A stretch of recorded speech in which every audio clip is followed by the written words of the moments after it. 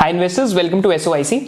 तो आज के सेक्टोरल एनालिसिस में हम लोग बैंकिंग एंड फाइनेंस सेक्टर उनको भी कवर करने वाले हैं।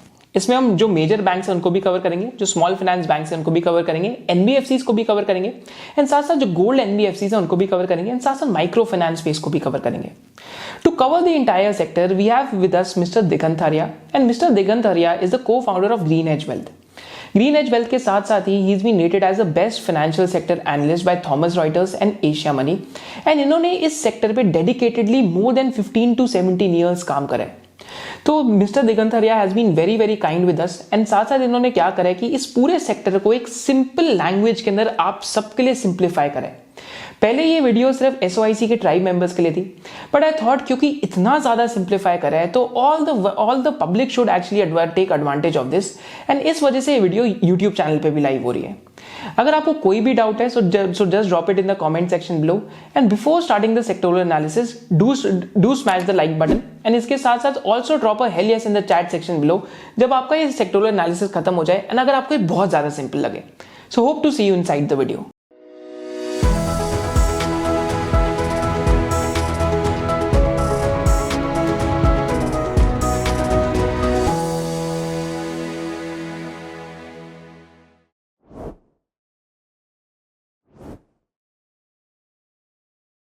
Hi investors, good morning and welcome to SOIC. So I think Digant sir has joined us, right? So hi sir, how are you? Hi Ishmohit. Hi, I'm good. How are you? I'm doing well. How are you? Good. On a Saturday just before the Independence Day, I thought this is a good way to start a Saturday. So thank you for having me here on your platform.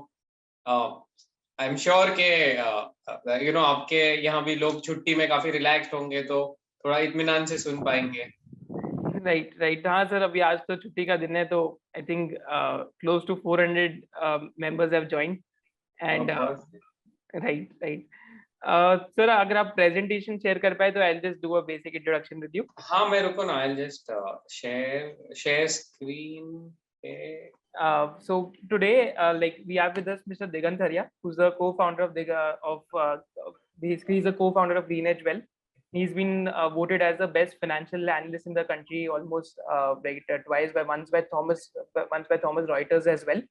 And sir का banking और finance में experience बहुत है, मैंने sir की almost सारी presentations देखी हैं एंड जब भी मैंने कोई प्रेजेंटेशन देखी है, one thing has stood out in all the presentations is the ability to simplify the entire sector. तो जब कोई सिंप्लीफाई कर सकता है पूरे सेक्टर को, then that basically means that they have understood the sector really really well, and that is one of the key things that we are looking out for today as well. And just in the chat section below, can everyone welcome Digant Haria sir? Just mention a welcome in the chat section below. Okay, I can see a lot of welcome messages. Thank you everyone, and it's really wonderful कि Saturday इतने सारे लोग join हुए Saturday morning share market की चीजें सीखने के लिए। So always good to see. I'm sure इश्मोहित के चैनल पे अच्छा काम होता है इसलिए इतने सारे लोग आते हैं। So good stuff guys. Right sir, so sir we can start the presentation. I'll just turn the chat box off now, notification. Perfect. ठीक है, कहीं भी इंटरप्ट करना होगा मुझे तो बताना, otherwise I will first 50 minutes type का एक मोनोलॉग होगा and then I think will open up for Q&A session थोड़ा लंबा रखते हैं ताकि लोगों को जो पूछना है वो पूछ सके। ठीक है सर, डन है ना, परफेक्ट। तो यस गाइस, सो इश्मोहित ने मेरा इंट्रोडक्शन दिया है, मैं थोड़ा और आपको एक डिटेल बता सकता हूँ कि मैंने मेरे MBA और CFA करने के बाद मेरी फर्स्ट जॉब एक बैंक में करी है, एक्सिस बैंक में करी है।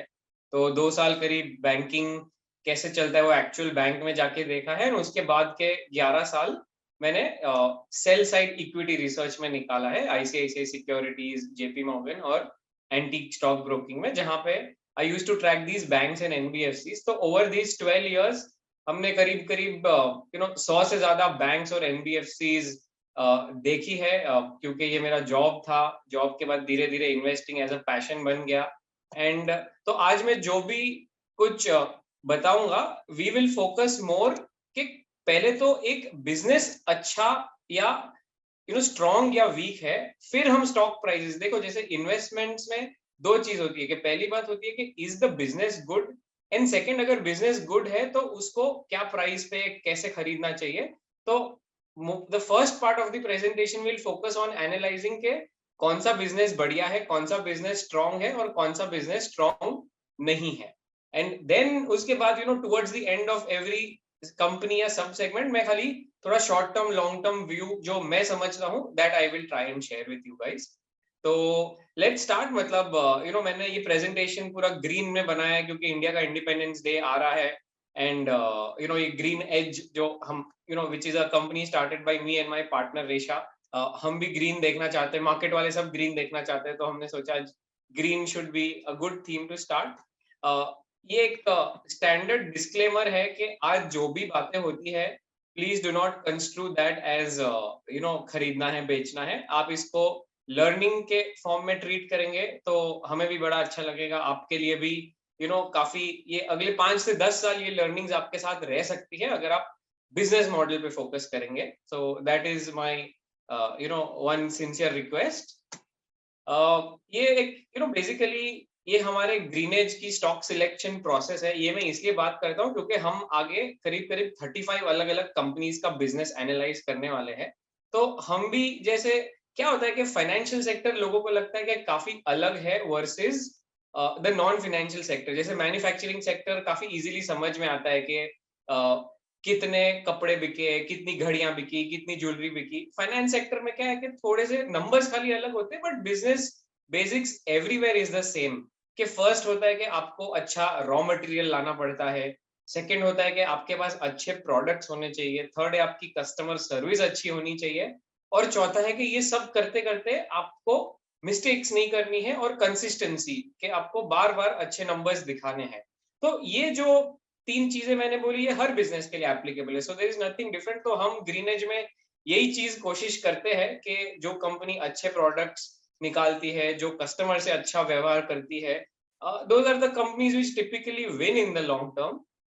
सो सो वो बफेट के बहुत सारे कोट्स है बट जो मुझे सबसे अच्छा लगता है वो ये है कि time is a friend of a good enemy and enemy of a bad.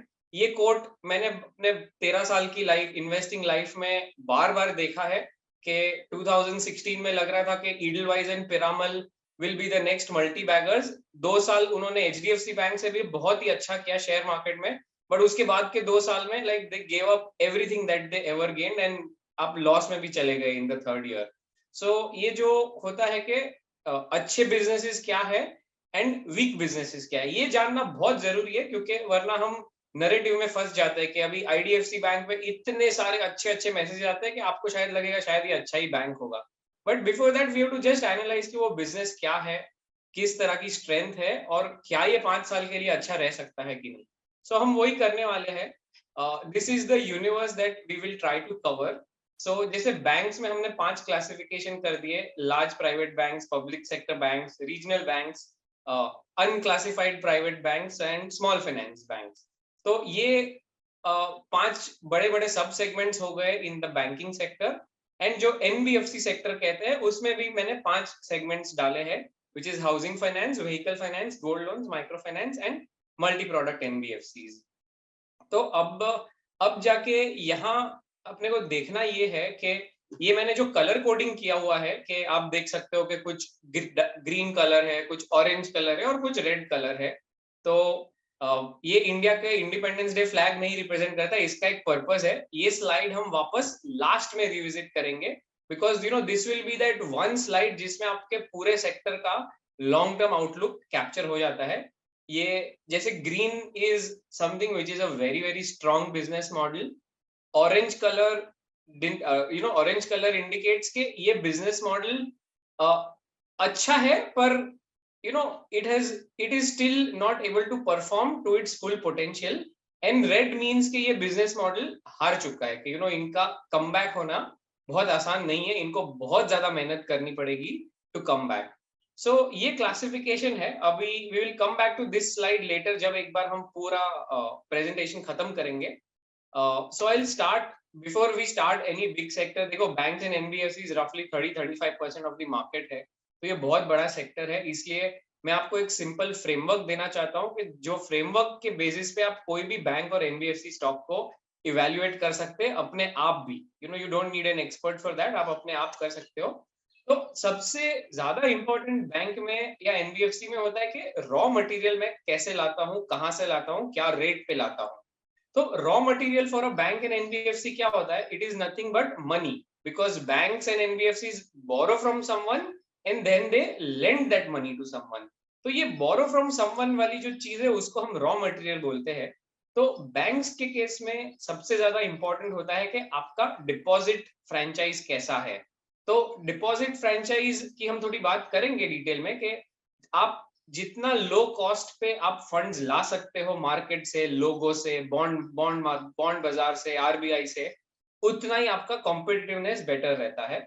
यहाँ एक टर्म आता है CASA, which is nothing but current account, savings account. हमारे सबके पास सेविंग्स अकाउंट है जहां हमको कम रेट 3-4% ही मिलता है। तो बैंक्स के पास जितना ज्यादा कासा होता है उतना हम उसको अच्छा मानते हैं। अब कासा में भी बहुत सारे ग्रेड्स है जिसकी हम बात करेंगे नेक्स्ट स्लाइड पे। सिमिलरली फॉर नॉन बैंक्स, अभी एनबीएफसी जो होती है उनको भी पैसा लाना होता है। वो बैंक्स की तरह डिपॉजिट नहीं ला सकते हैं, बट उनको बोरो करना पड़ता है बड़ी बड़ी बैंकों से और बॉन्ड मार्केट से, या रिटेल इन्वेस्टर्स को एनसीडी और बॉन्ड्स देके। तो एनबीएफसी, एक अच्छी एनबीएफसी वो है ना जो बैंकों के अलावा बॉन्ड मार्केट से और रिटेल इन्वेस्टर से पैसा रेस कर सकती है, क्योंकि दैट सिग्निफाइज के वो एनबीएफसी में बहुत सारे लोगों का ट्रस्ट है, बहुत सारे लोगों ने उनका वर्किंग देखा है और लोग उन्हें ट्रस्ट करके पैसा दे रहे हैं। तो ये हो गया रॉ मटेरियल। सेकंड है कि आपका प्रोडक्ट पोर्टफोलियो क्या है, कि आप लेंडिंग साइड पे और कस्टमर सर्विस साइड पे आपके पास क्या क्या प्रोडक्ट्स है। सो एक बैंक के लिए खाली एक दो पर्सनल लोन, होम लोन, दो चार प्रोडक्ट्स ठीक नहीं होते, बैंक को बहुत कुछ करना पड़ता है। जैसे बैंक के पास लेंडिंग पोर्टफोलियो होना चाहिए, right from corporate loans to personal loans to gold loans to retail loans. Bank के पास पेमेंट सॉल्यूशंस होने चाहिए, आपके credit cards, debit cards, UPI based payments.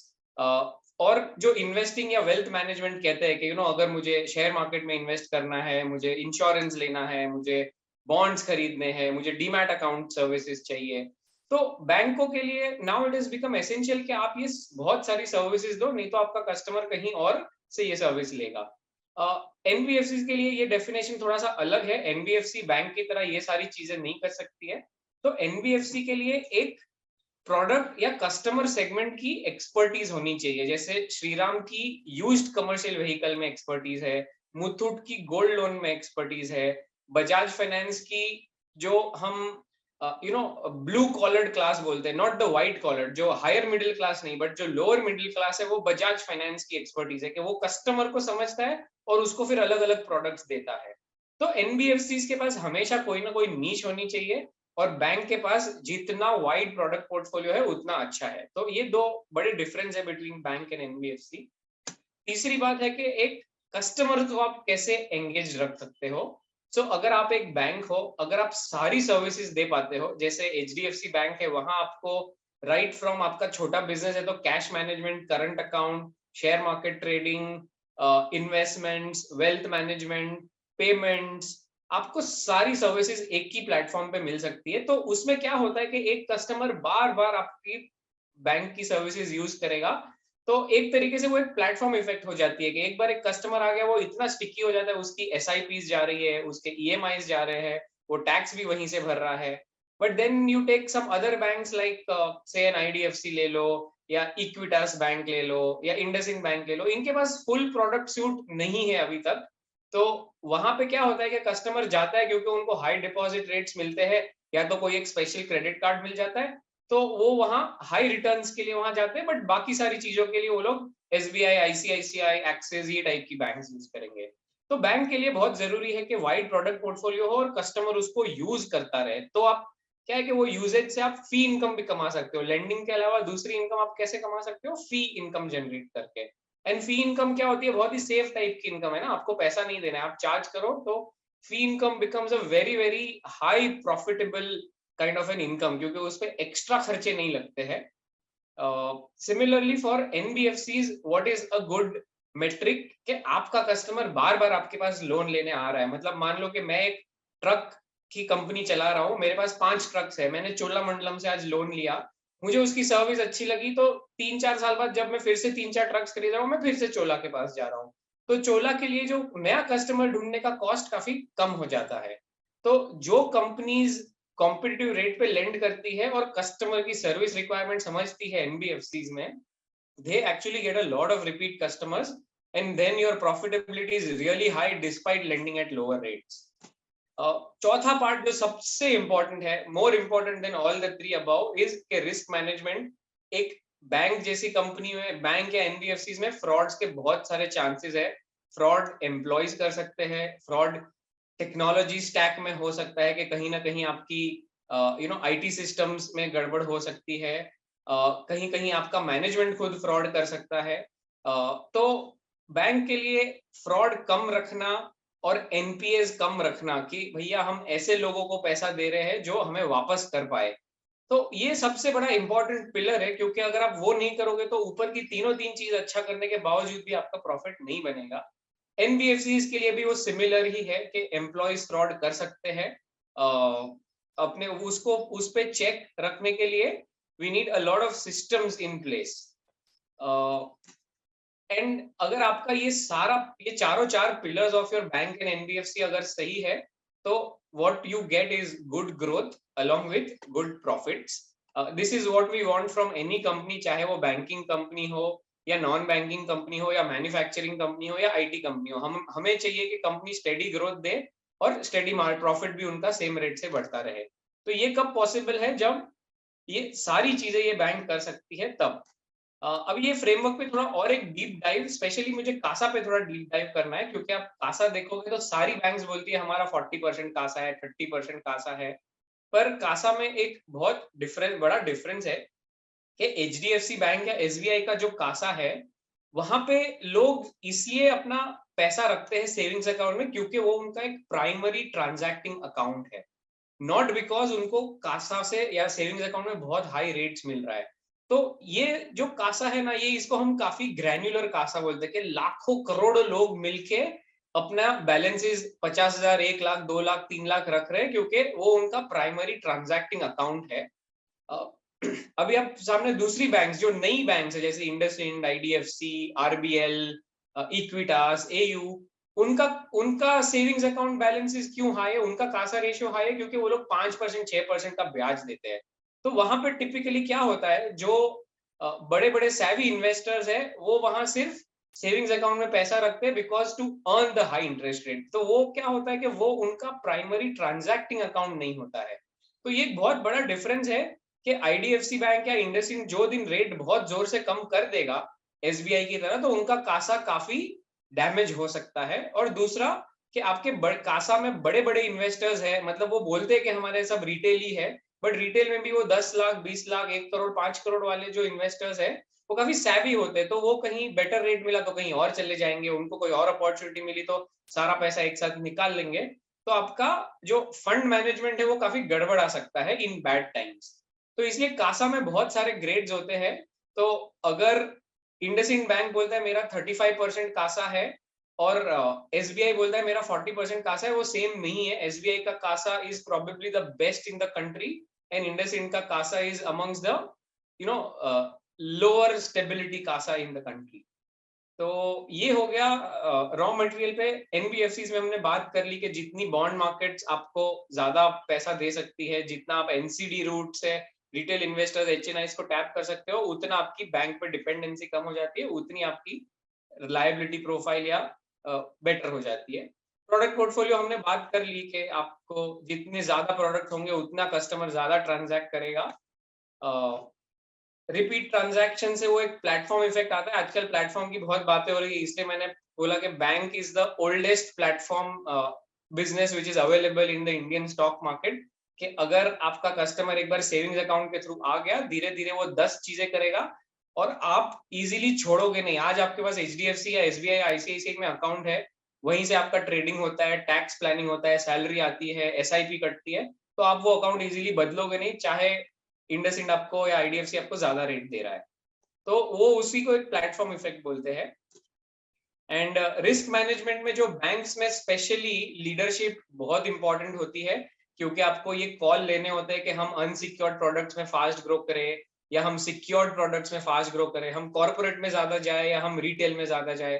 तो ये सारे कॉल्स लेने के लिए आपके मैनेजमेंट की कैपेबिलिटी होनी चाहिए, और वो कॉल लेने के बाद जो लोअर ब्रांच लेवल पे जो इम्प्लीमेंटेशन होता है वो आप अगर कर सकते हो तो आपका रिस्क मैनेजमेंट सही होगा। सिमिलरली एनबीएफसीज में आपको ये चेक करना है कि हम इसी रिस्क प्रोफाइल वाले कस्टमर को लेंड करेंगे तो क्या हमारा एम्प्लॉय जो नीचे जाके इंटरव्यू ले रहा है कस्टमर का, जो उसकी बैंक स्टेटमेंट एनालिसिस करता है, वो सही कर रहा है कि नहीं, उसमें कोई गड़बड़ नहीं है। और अगर कोई customer for some reason default करता है तो हमारे पास पूरी एक फॉलो अप प्रोसीजर होनी चाहिए कि हम उसको एसएमएस भेजेंगे, फिर 3 दिन बाद फोन करेंगे, फिर एक हफ्ते बाद कोई आदमी उनके घर पे जाके पूछेगा भैया क्या प्रॉब्लम है, क्यों आप पे नहीं कर रहे हो। तो एक होता है कि पैसा देने से पहले ड्यू डिलिजेंस अच्छे से करना है, और दूसरा पैसा टाइम पे लाने के लिए आपको बहुत एफर्ट करना है। तो बैंक एंड एनबीएफसी में ये एक बहुत ही बड़ा कॉमन थ्रेड है। पैसा देना बहुत आसान है, पैसा वापस लाना हमेशा इतना आसान नहीं होता है। So, with this framework and understanding, we will go ahead with the first, sub-segment of the banking and NBFC sector, जिसको हम large private banks बोलेंगे। तो मैं अभी ना हर एक कंपनी को वो फ्रेमवर्क के हिसाब से एनालाइज करूंगा ताकि ये फ्रेमवर्क आपके माइंड में बैठ जाए एक बार। सो हम सबसे पहले डिपॉजिट प्रोफाइल देखेंगे। तो जैसे हम देख रहे हैं कि एचडीएफसी, आईसीआईसीआई, एक्सिस, कोटक, सबका कासा सेम है, सबके कासा काफी अच्छे हैं। कॉस्ट ऑफ फंड्स आप देखोगे तो सबके सेम है। एक्सिस का थोड़ा सा ज्यादा कॉस्ट ऑफ फंड्स है क्योंकि एक्सिस का जो प्रीवियस मैनेजमेंट था शिखा शर्मा के अंडर, उनका थोड़ा सा ध्यान रिटेल डिपॉजिट से हट गया था, तो वहां पे थोड़े हाई टिकट साइज वाले डिपॉजिट ज्यादा थे। अभी नया मैनेजमेंट करेक्ट कर रहा है उसको, पर मोर और लेस आप सोच सकते हो कि इनकी कॉस्ट ऑफ फंडिंग बहुत लो है। मतलब आप अगर 3.7% पे फंड्स रेज कर सकते हो तो आप 7% पे लोन देके भी आप प्रॉफिट कमा सकते हो। अभी मैं लास्ट चीज पे सबसे ज्यादा फोकस करूंगा कि ग्रैन्युलरिटी ऑफ द कासा डिपॉजिट्स। तो ग्रैन्युलरिटी एचडीएफसी और आईसीआईसीआई की सबसे बेस्ट मैं कहूंगा, क्योंकि उनके पास इंडिया के मैक्सिमम सैलरीड अकाउंट, जो प्राइवेट सेक्टर के सैलरीड अकाउंट्स है ना, उसमें एचडीएफसी और आईसीआईसीआई का सबसे बड़ा शेयर है और कोटक का सबसे कम शेयर है। तो आई वुड से कि एचडीएफसी आईसीआईसीआई का CASA at 46% and 47% is much better than Kotak and Axis का कासा एट 44 और 58%, क्योंकि it comes out of a really affluent class में हायर पेनिट्रेशन।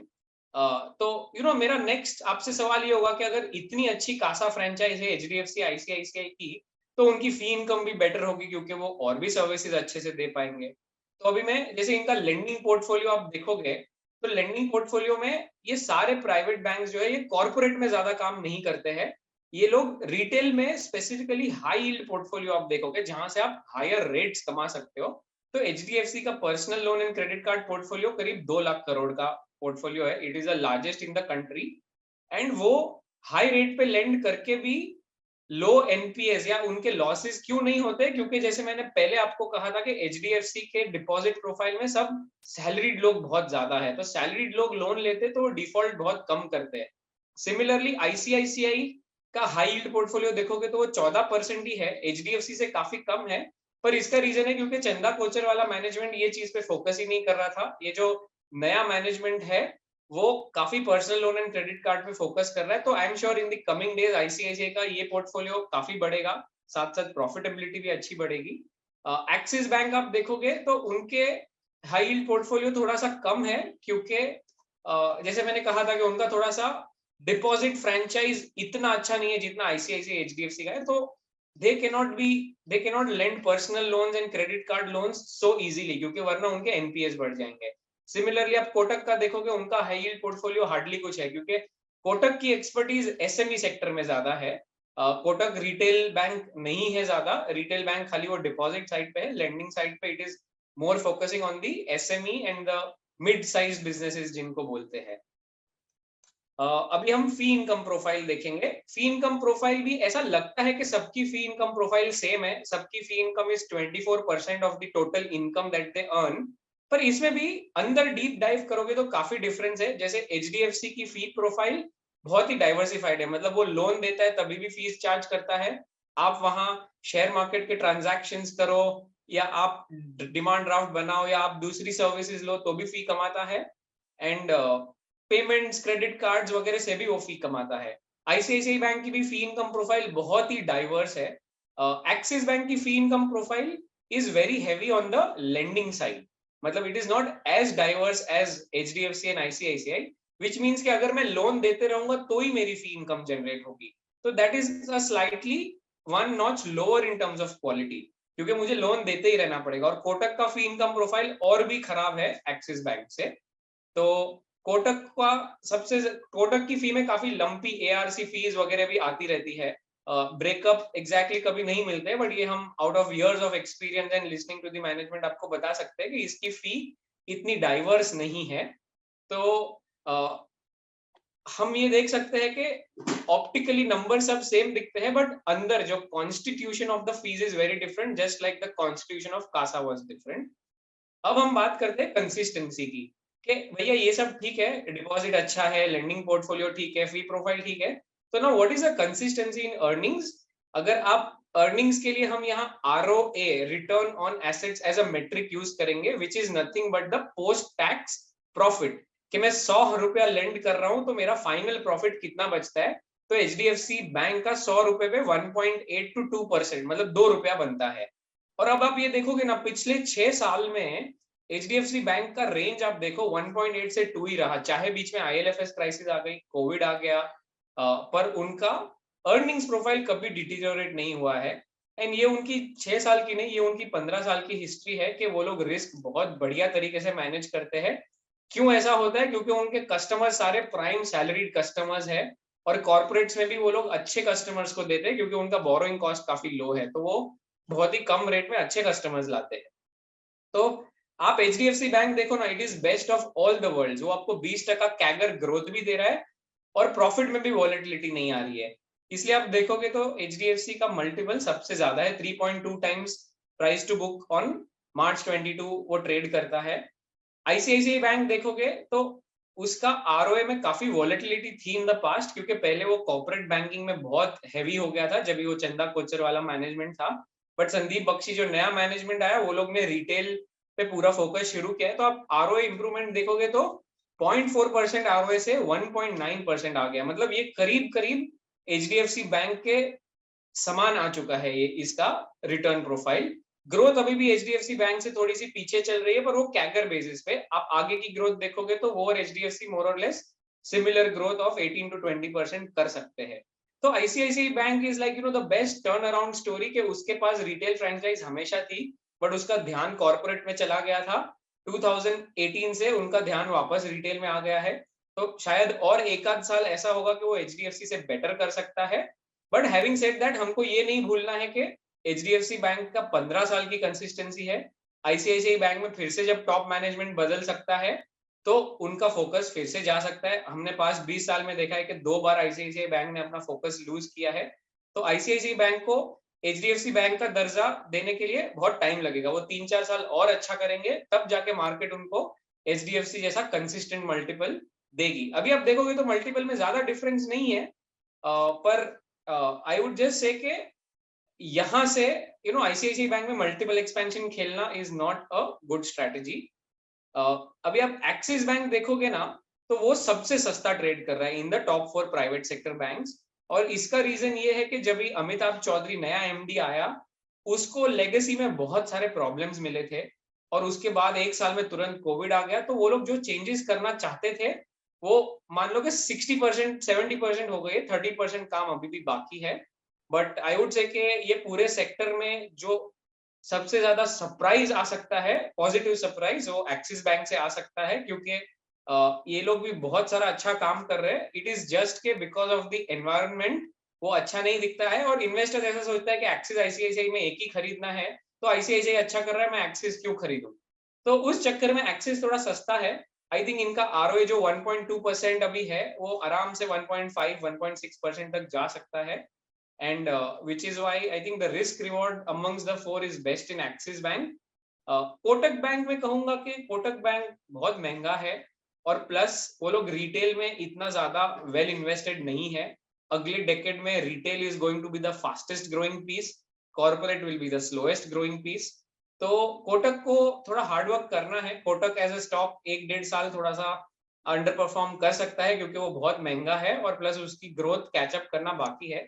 आप देखोगे तो ग्रोथ में कोटक सबसे लो है, आरओए में काफी कंसिस्टेंट है, पर हमको profitability at the cost of growth Indian markets में ज्यादा पसंद नहीं होती है लोगों को। इंडियन मार्केट्स में ग्रोथ भी चाहिए, लाइक 10% ग्रोथ मतलब आप कंट्री के ग्रोथ रेट पे ही खाली ग्रो कर रहे हो।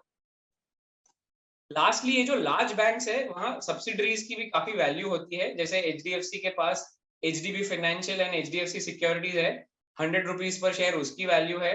आईसीआईसीआई बैंक के पास काफी बढ़िया सब्सिडरीज है, ICICI Lombard, true life, ICICI securities, AMC जो म्यूचुअल फंड है, उनकी वैल्यू 200 रुपीज शेयर होती है। सिमिलरली कोटक के पास भी काफी अच्छी सब्सिडरीज है।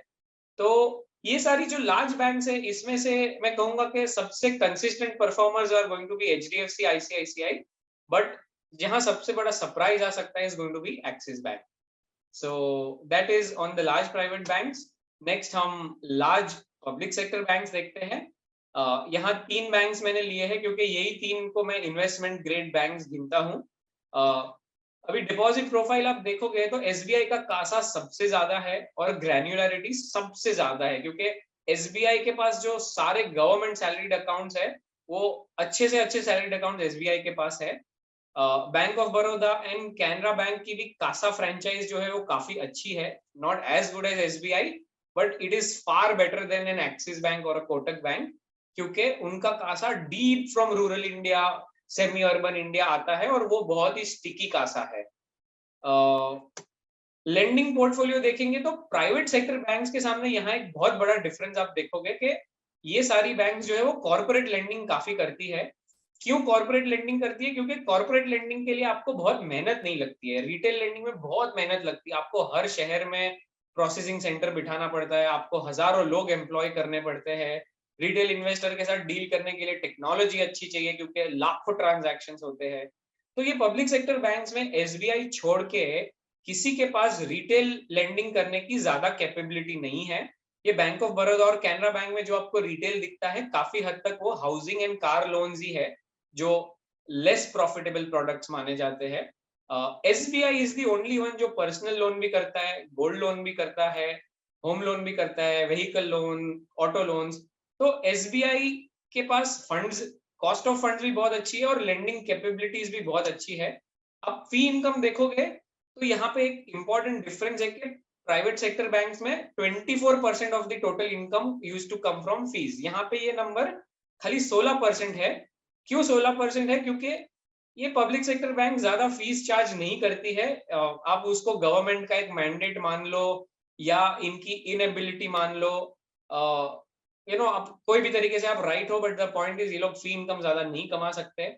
SBI is the only bank जिसकी फी प्रोफाइल थोड़ी डाइवर्स है क्योंकि वो आपको हर टाइप की सर्विसेज देता है। वो योनो एसबीआई ऐप आप डाल लो तो आपकी सारी इंडिया के related banking requirements, foreign banking requirement सब फुलफिल हो सकती है। Bank of Baroda and Canara bank की फीस आती है जब वो लेंड करते हैं तब प्रोसेसिंग फी चार्ज करते हैं, उसके अलावा उनके पास कोई पावर नहीं है फीस चार्ज करने के लिए। तो मैं कहूंगा कि एसबीआई अगेन फी इनकम प्रोफाइल में भी सबसे माइल्स अहेड है। अभी हम बात करें कंसिस्टेंसी की।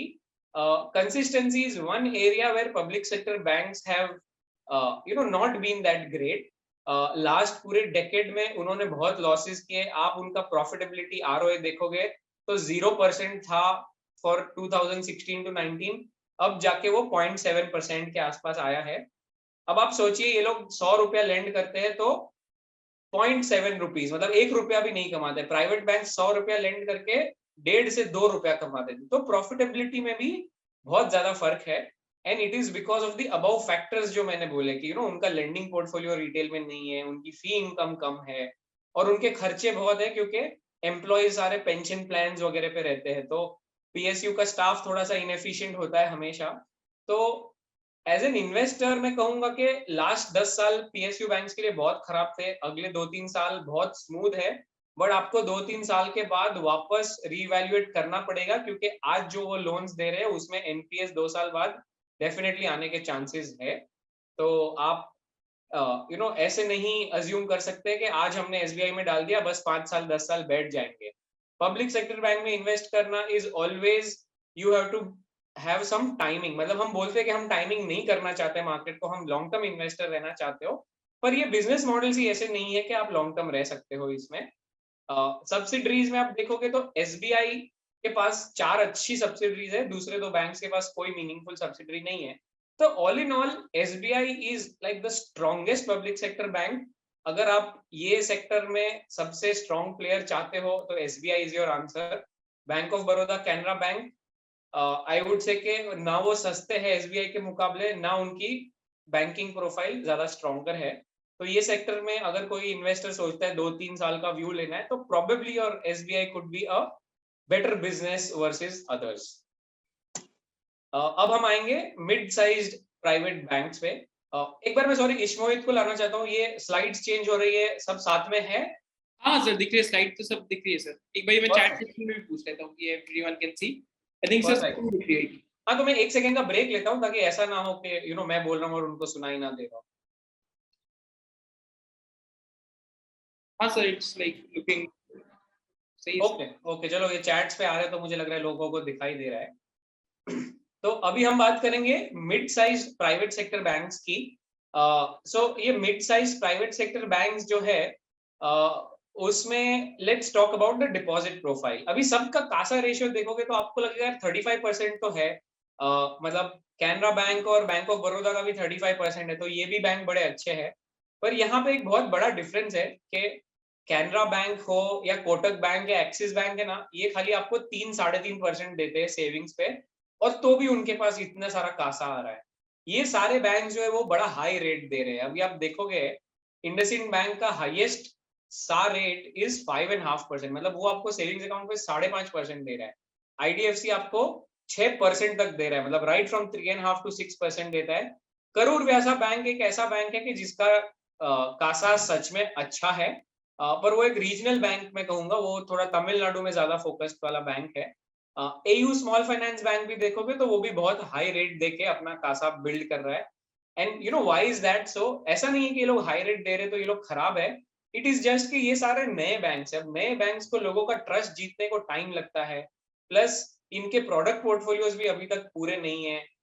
इंडसइंड बैंक में आप देखोगे तो क्रेडिट कार्ड ऑफरिंग 3 साल पहले इनकी क्रेडिट कार्ड ऑफरिंग अच्छी हुई है। आईडीएफसी बैंक में सब अभी अभी लॉन्च किया हुआ है, चाहे वो ट्रेडिंग रिलेटेड हो या वेल्थ हो या क्रेडिट कार्ड्स हो। तो ये सब एक कस्टमर के दिमाग में बैठना कि ये एक अच्छी बैंक है, यहाँ पे मैं सारी मेरी बैंकिंग नीड्स खत्म हो सकती है, ये सेफ बैंक है, ये टाइम लगता है। मतलब बैंक वाले वर्ड में इतना ट्रस्ट है ना इंडियंस को कि वो नई चीजों पे जल्दी भरोसा नहीं करते हैं, इसलिए इनको कासा रेशियो सुधारने के लिए हाई रेट्स देने पड़ते हैं। At the initial stage of your banking career it is good to give high CASA rates, but बाद में क्या होता है कि आपका लायबिलिटी प्रोफाइल थोड़ा वीक होता है। अभी आप देखो एक्सिस बैंक का जो बोरोइंग कॉस्ट है वो 3.9% था, आईसीआईसीआई का 3.5 था, इनका बोरोइंग कॉस्ट ही 6-5.5%, 6% के करीब है। अगर आप मुझे बताओ कि मैं आईसीआईसीआई बैंक हूँ, मेरा 3.5% का बोरोइंग रेट है, तो मैं तो 9% पे भी पर्सनल लोन दे दूंगा, उसमें मेरे खर्चे भी निकल आएंगे सारे और प्रॉफिट भी बनेगा। अब इंडसइंड बैंक है, उसका कॉस्ट ऑफ फंड 6% है, उसका जो एम्प्लॉय कॉस्ट, ऑपरेटिंग कॉस्ट दूसरा 3% है, तो 9% के ऊपर मैं लेंड करूंगा तो मेरा ब्रेक इवन है। तो इंडसइंड, आईडीएफसी और एयू बैंक को क्या करना पड़ता है, उनको बहुत हाई रेट पे लेंड करना पड़ता है। अब हाई रेट पे कौन लोन लेगा? हाई रेट पे वही कस्टमर लोन लेगा जिनको लो रेट पे लोन नहीं मिल सकता है। तो typically he is always a slightly higher risk customers. तो इसलिए आप देखोगे ना कि इंडसइंड जैसी बैंक है, उसने बहुत अच्छा ग्रो किया फ्रॉम 2012 टू 2018, क्योंकि वो हाई इंटरेस्ट रेट पे पैसा दिए जा रहा था, ग्रोथ लाए जा रहा था, और ऐसा लग रहा था कि रिस्क भी नहीं है। पर 2018 में ऐसा रिस्क आया जोर से कि उसके बहुत सारे अकाउंट्स ही उड़ गए। मतलब वो जो जी ग्रुप था, आईएलएफएस में काफी सारे, दीवान हाउसिंग, काफी सारे ग्रुप्स उड़ गए थे वहां पे। तो ये क्या होता है कि ये सारे जो नए बैंक्स है ना, उनको रिस्क लेना ही पड़ता है, क्योंकि वो रिस्क नहीं लेंगे तो उनका प्रॉफिट नहीं बनेगा, क्योंकि वो एक्सिस, आईसीआईसीआई, एसबीआई से तो नहीं कम्पीट कर सकते, तो उनको थोड़ा हाई रिस्क लेना ही पड़ता है। अभी उनका आप लेंडिंग पोर्टफोलियो देखोगे तो इंडसइंड कॉर्पोरेट में भी लोअर रेटेड कॉर्पोरेट्स को लोन देता है, कि वो टाटा बिरला को लोन नहीं देता है, वो ऐसे कॉर्पोरेट्स को लोन देता है जिसको एक्सिस, आईसीआईसीआई, एसबीआई नहीं देगा लोन। तो वहां पे फिर क्या है, रिस्क थोड़ा बढ़ जाता है। पर इंडसइंड के पास तो भी एक पोर्टफोलियो है जो मैं उनका नीश या स्ट्रॉन्ग एरिया कहूंगा, which is the commercial vehicle portfolio, जो ट्रक फाइनेंस करता है वो, और माइक्रो फाइनेंस पोर्टफोलियो, क्योंकि वो उन्होंने भारत फाइनेंशियल का एक्विजिशन किया था। तो ये पोर्टफोलियो से वो काफी अच्छा कमाते हैं, that is the high yield portfolio. पर ये दोनों पोर्टफोलियोज भी साइकिल है, सिक्लिकल पोर्टफोलियोज है, कि कमर्शियल व्हीकल में 2 साल बहुत अच्छे जाते हैं, फिर 2 साल बहुत खराब जाते हैं। माइक्रो फाइनेंस भी ऐसा ही सेक्टर है, 2 साल बहुत अच्छे जाएंगे, 2 साल बहुत खराब जाएंगे।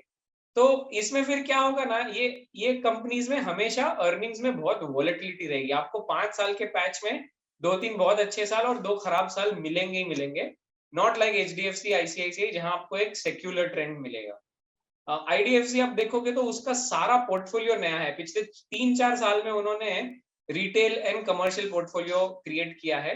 और आप रिटेल पोर्टफोलियो भी देखोगे तो सिक्योर्ड बुक, जिसको हम बोलते हैं कि जहां नीचे एक घर की सिक्योरिटी है, या एक दुकान की सिक्योरिटी है, या एक गाड़ी की सिक्योरिटी है, वो खाली 38% है। 62% of the loans of IDFC are unsecured loans. Unsecured loans में क्या है, आईडीएफसी 11-12% कमा सकता है, फीस भी कमा सकता है, क्योंकि उन बेचारों को और कोई लोन नहीं देता है। तो ऐसा लगता है कि बहुत अच्छा प्रॉफिट हो रहा है, पर हमें ये समझना है कि वो profit is coming at a very high risk taking. अभी आईडीएफसी के पास ऑप्शन ही नहीं है, क्योंकि आईडीएफसी का बोरोइंग कॉस्ट 5.5% है एंड ऑपरेटिंग कॉस्ट 4.5% है। मतलब वो 10% के नीचे आईडीएफसी लेंड करेगा तो उसका प्रॉफिट ही नहीं बनेगा। तो आईडीएफसी में एक्साइट होने से पहले you definitely have to consider कि ये हाई रिस्क लेने वाला बैंक है। जब भी माहौल खराब होगा, यहाँ बहुत ज्यादा जोर से मार पड़ेगी। करूर व्यासा बैंक एक ऐसा बैंक है जिन्होंने तमिलनाडु के टेक्सटाइल बेल्ट वगैरह में जो एसएमईज होते हैं, स्मॉल बिजनेस एंटरप्राइज, उनको लोन देके अपना इस्टेब्लिश किया है उन्होंने अपनी एक्सपर्टीज। ये पिछले 10 साल में तमिलनाडु के बाहर जाके लेंड करने की कोशिश की थी, बहुत बुरा फंस गया है। पर अब भी जाके 2018 के बाद उसने बुक्स काफी क्लीन अप कर ली है, और कोविड में उनका ज्यादा नुकसान नहीं हुआ है। तो शायद ये बैंक भी 1-2 साल अच्छा कर सकता है। बट हैविंग सेड दैट, इनका तमिलनाडु के बाहर कोई बहुत ज्यादा एक्सपर्टीज नहीं है लेंडिंग में। ये लोग बहुत सारे फिनटेक्स के साथ पार्टनरशिप कर रहे हैं लेंडिंग के लिए, personal loan, gold loan, commercial loan, business loans. तो वो वाले पार्टनरशिप के थ्रू अभी ग्रोथ अच्छी लगती है। बट ऐसे सोचो कि आप पार्टनरशिप में खुद इतना कभी कमा नहीं सकते हो, क्योंकि आप खुद मेहनत करके जो लोन लाते हो उसमें आप सबसे ज्यादा कमा सकते हो, और उसमें आप रिस्क भी बेटर कंट्रोल कर सकते हो। तो केवी भी अभी के लिए अच्छा है, बट लॉन्ग टर्म के लिए हम कह सकते हैं कि थोड़ा सा स्ट्रगलिंग ही रहेगा यहाँ पे कारोबार। AU Small Finance Bank was an NBFC which got converted into a bank, तो उनका CV पोर्टफोलियो काफी अच्छा है। SME पोर्टफोलियो में उन्होंने लास्ट 5 साल में काफी मेहनत की है, पर मैं कहूंगा थोड़ा सा हाई रिस्क पोर्टफोलियो है। पिछले 3-4 साल में उनके लॉसेस नहीं आए हैं, वो लोग बहुत अच्छे से मैनेज कर पाए हैं। पर मेरी जो 15 साल की स्टडी है बैंकिंग सेक्टर की, उसमें ऐसा है कि एक हाई रिस्क लेने वाला बंदा कभी भी गड़बड़ कर सकता है। आज तक वो बहुत अच्छा मैनेज कर रहे हैं एयू वाले, पर आज हम कंप्लेसेंट हो जाए और बोले कि अरे एयू तो 10 साल ग्रो करते ही रहेगा, कोई प्रॉब्लम नहीं आएगी, ये भी सही नहीं है। एयू में अपने को वॉचफुल रहना होगा। फिर आप फी इनकम प्रोफाइल देखोगे ना, तो इंडसइंड का 24% है, सेम एज एचडीएफसी बैंक अभी। पर इसमें क्या है कि इनकी बहुत सारी बल्कि फीस आती है, कि जब ये कॉर्पोरेट डील्स करते हैं तो बड़ी बड़ी फी इनकम आती है। इसलिए मैं कहूंगा कि इसकी फी इनकम प्रोफाइल ग्रैन्युलर नहीं है, it is very very concentrated towards the loan portfolio. फिर आईडीएफसी बैंक की फी इनकम भी देखोगे, नंबर में आपको अच्छा ही लगेगा कि 22% है, but all of it comes क्योंकि वो लोग रिटेल में ऐसे लोन्स देते हैं जहां 1.5-2% फीस चार्ज करते हैं। तो आज नंबर्स अच्छे लगेंगे, but it is a slightly riskier strategy. Karur Vyasa bank का फी इनकम प्रोफाइल थोड़ा लो है और एसेट हैवी है एज एक्सपेक्टेड। एयू का भी फी इनकम प्रोफाइल थोड़ा लेंडिंग से आता है, क्योंकि एयू तो नया बैंक है, उसके बाकी सारे रेवेन्यू स्ट्रीम्स तो अभी शुरू भी नहीं हुए हैं। अब हम वॉलेटिलिटी या कंसिस्टेंसी की बात करते हैं। इंडसइंड बैंक आप देखोगे तो 15% कैगर जरूर किया है लोन बुक में, पर उसका जो प्रॉफिटेबिलिटी है वो बहुत फ्लक्चुएट किया है। 1.8% से आज वो 1.1% पे बैठा है। ILFS के बाद 2018 के बाद काफी प्रॉब्लम्स आए थे इंडसइंड को कॉर्पोरेट बुक में, फिर माइक्रो फाइनेंस में भी आए कोविड में प्रॉब्लम्स। मुझे लगता है अब प्रॉब्लम्स थोड़ी देर के लिए खत्म हो गए हैं, 6, 12, 18 महीना थोड़ा परफॉर्मेंस अच्छा आएगा। एंड बट अगेन माहौल जब खराब होता है 18 महीना 2 साल बाद, वापस यहाँ पे प्रॉब्लम जरूर आएंगे। आईडीएफसी बैंक का भी एकदम सिमिलर खाता है कि अभी के लिए वो बहुत अच्छा करेगा अगले 12 टू 18 मंथ्स या 2 इयर्स, जब तक साइकिल अच्छी रहती है। पर एक बार ये साइकिल खराब होने लगेगी तो यहाँ पे भी एनपीएस एंड एसेट क्वालिटी वापस स्पाइक होगी। आईडीएफसी का तो खैर खराब दौर अभी अभी खत्म हुआ है। तो पर ये हमें भूलना नहीं है कि इनके बुक में इनहेरेंटली ज्यादा रिस्क है। करूर वैसा भी सेम में आता है। एयू स्मॉल फाइनेंस बैंक थोड़ा अलग है कि एयू स्मॉल फाइनेंस बैंक ने 35% का ग्रोथ किया है और वो 1.5 टू 2% का आरओए भी उसका मेंटेन किया है। आरओए में वोलेटिलिटी कम है, इसलिए आप देखो तो मार्केट एयू को बहुत रिवॉर्ड कर रही है। 5.5 टाइम प्राइस टू बुक पे ये शेयर चल रहा है। तो ये प्राइस में मिस्टेक की कोई गुंजाइश नहीं है। अगर एयू बैंक ने कभी भी गलती की तो शेयर होल्डर के बहुत पैसे जाएंगे। अगर गलती नहीं की तो आपको 15-20% कंपाउंडिंग मिल सकता है इसमें। सो अब मैं बोलूंगा कि what is my verdict on these banks. So LT means long term. तो लॉन्ग टर्म में मुझे लगता है कि इंडसइंड हमेशा एक स्ट्रगलिंग बैंक रहेगा क्योंकि उसकी कासा फ्रेंचाइज वीक है। उसके पास लेंडिंग में यू नो सीवी और एमएफआई के अलावा ज्यादा एक्सपर्टीज नहीं है। फी इनकम प्रोफाइल थोड़ी कॉर्पोरेट हैवी ज्यादा, लेंडिंग हैवी ज्यादा है। तो इसलिए इंडसइंड बैंक अच्छे साइकिल में अच्छा करेगा, बुरे साइकिल में अच्छा नहीं करेगा। इसलिए मैं उसको स्ट्रगलिंग बोलूंगा। एंड शॉर्ट टर्म व्यू इसकी यहाँ एक सिक्लिकल रिबाउंड आ सकता है। सिक्लिकल रिबाउंड मींस कि 6, 12, 18 महीने का फेज आएगा जहां अर्निंग्स और प्रॉफिट बहुत अच्छा लगेगा आपको। तो ये माहौल में शेयर प्राइस भी टिपिकली अर्निंग्स को रिफ्लेक्ट करता है। IDFC bank similar long term मुझे लगता है कि उनके लिए बहुत डिफिकल्ट है। IDFC bank can not become the next HDFC bank. It is मतलब वो हम अगर सोचे तो हम अपनी ही ड्रीम वर्ल्ड में है कि यार ये बैंक एचडीएफसी बन सकती है। इंडिया के जो टॉप सैलरीड अकाउंट्स है वो एचडीएफसी के पास है, वो आईडीएफसी के पास नहीं आ सकते हैं। वो सार रेट हाई दे के थोड़े बहुत लोगों को ला सकता है, बट जस्ट दैट के ऐसा नहीं है कि आईडीएफसी का मैनेजमेंट खराब है या कुछ है। इट इज जस्ट के वो बड़े बैंक्स ने इस तरह से अच्छे कस्टमर सेगमेंट को टैप करके रखा है कि यार छोटे लोगों के लिए कोई प्ले नहीं बचा है इतना ज्यादा। सो आई वुड से कि लॉन्ग टर्म में आईडीएफसी के लिए भी काफी मुश्किल काम है to really become a bank जो कंसिस्टेंटली प्रॉफिट दे सकता है। शॉर्ट टर्म में 12-18 महीने 2 साल काफी अच्छे जा सकते हैं। करूर वैसा बैंक भी सेम मैं कहूंगा। बियॉन्ड तमिलनाडु इनकी कॉम्पिटेंसी नहीं है इतनी ज्यादा। तो ये लॉन्ग टर्म में स्ट्रगलिंग रहेगा। शॉर्ट टर्म में एक रिबाउंड आ सकता है 2 साल का। एयू बैंक ऐसा है कि जो मैं अभी तक आई विल से कि it is an emerging bank. शायद it can really become a good bank and शायद it can fall out of flavour. वो let the time decide that. आज हम बैठ के वो डिसाइड नहीं कर सकते। शॉर्ट टर्म में इसकी ग्रोथ काफी स्ट्रांग रहेगी क्योंकि Covid is over and India is looking at a strong growth for the lending sector. अब आएंगे छोटे बैंक्स। मतलब हमने लार्जेस्ट से शुरू किया था, अब ये स्मॉलेस्ट काइंड ऑफ बैंक्स है, तो इसका नाम ही स्मॉल फाइनेंस बैंक्स है। इसमें मैंने 4 बैंक्स कवर किए हैं, बंधन, इक्विटास, उज्जीवन, सूर्योदय। बंधन एक्चुअली फुल स्केल बैंक है पर मैं इसको स्मॉल फाइनेंस बैंक्स में इसलिए डाल रहा हूँ क्योंकि वो अभी भी एक माइक्रो फाइनेंस कंपनी की तरह बिहेव करता है। It hardly behaves like a bank. अभी आप डिपॉजिट प्रोफाइल देखो तो यहाँ भी ऐसा लगता है यार इनका भी तो कासा बढ़िया है, 40% कासा है, एक्सिस के जैसा ही है। पर this is because they are offering very high rates. Granularity of that is quite low. मतलब काफी बड़े बड़े सैवी रिटेल इन्वेस्टर्स बड़ी बड़ी डिपॉजिट्स रखते हैं, तो ग्रैन्युलर नहीं है यहाँ डिपॉजिट फ्रेंचाइज।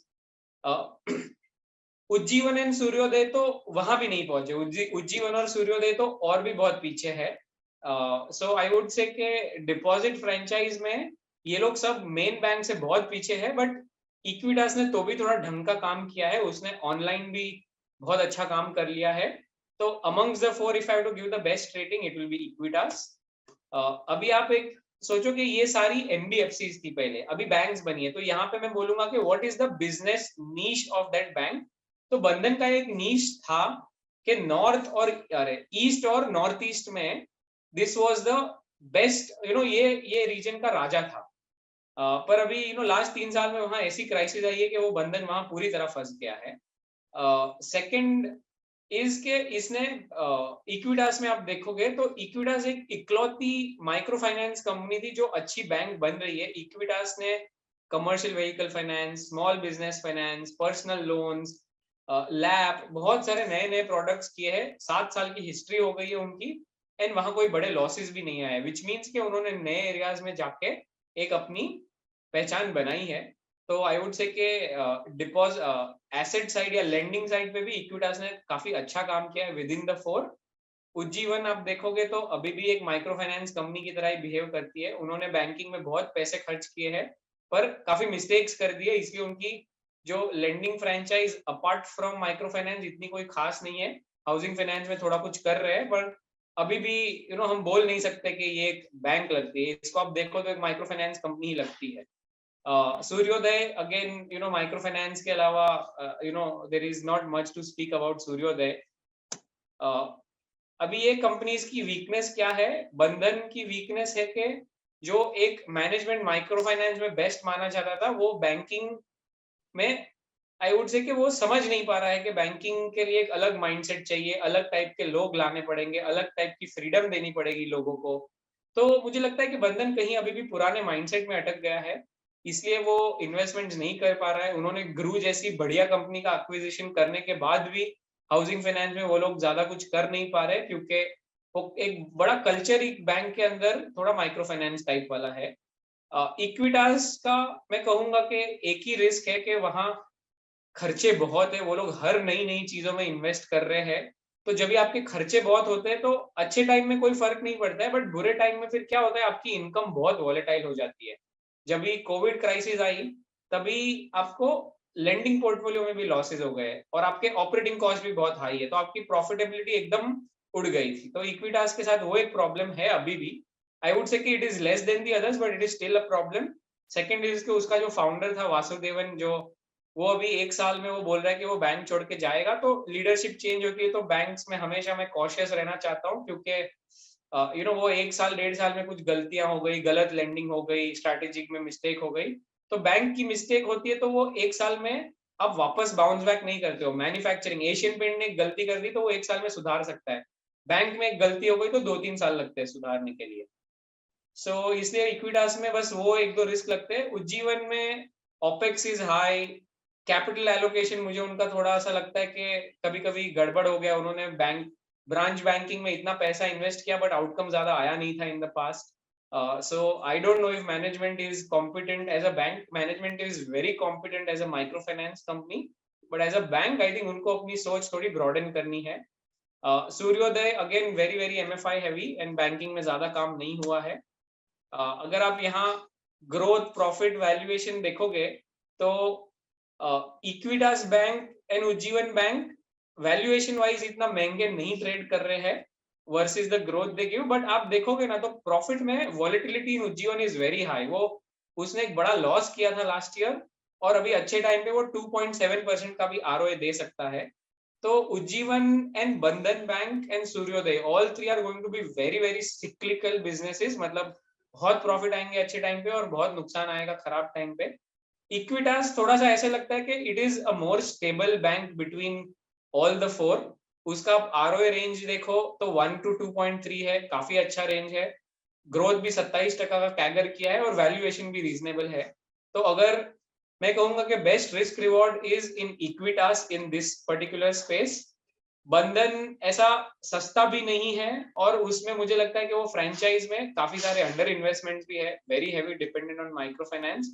तो बंधन is something which will be very cyclical. तो कोई अगर सिक्लिकली कोई सोचता है कि MFI सेक्टर में 2 साल की तेजी है तो मैं ट्रेड कर लूंगा, welcome to do that, but don't think that this is going to be a 10-year story.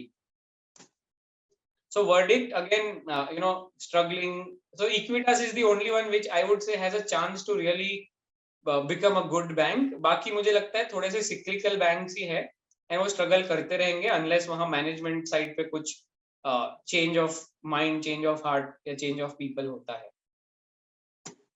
हाँ, अब बैंक्स, सो बैंक्स में ना मैंने एक बैंक अभी भी कवर नहीं की है, एक सेगमेंट जो yes bank, Ratnakar bank, union bank, IDBI bank, पर ये सब के बिजनेस मॉडल्स इतने स्ट्रगलिंग है कि आई मैं उसको investment grade banks at this point of time नहीं कहूंगा, इसलिए मैंने उसको ये एनालिसिस से भी बाहर रखा है।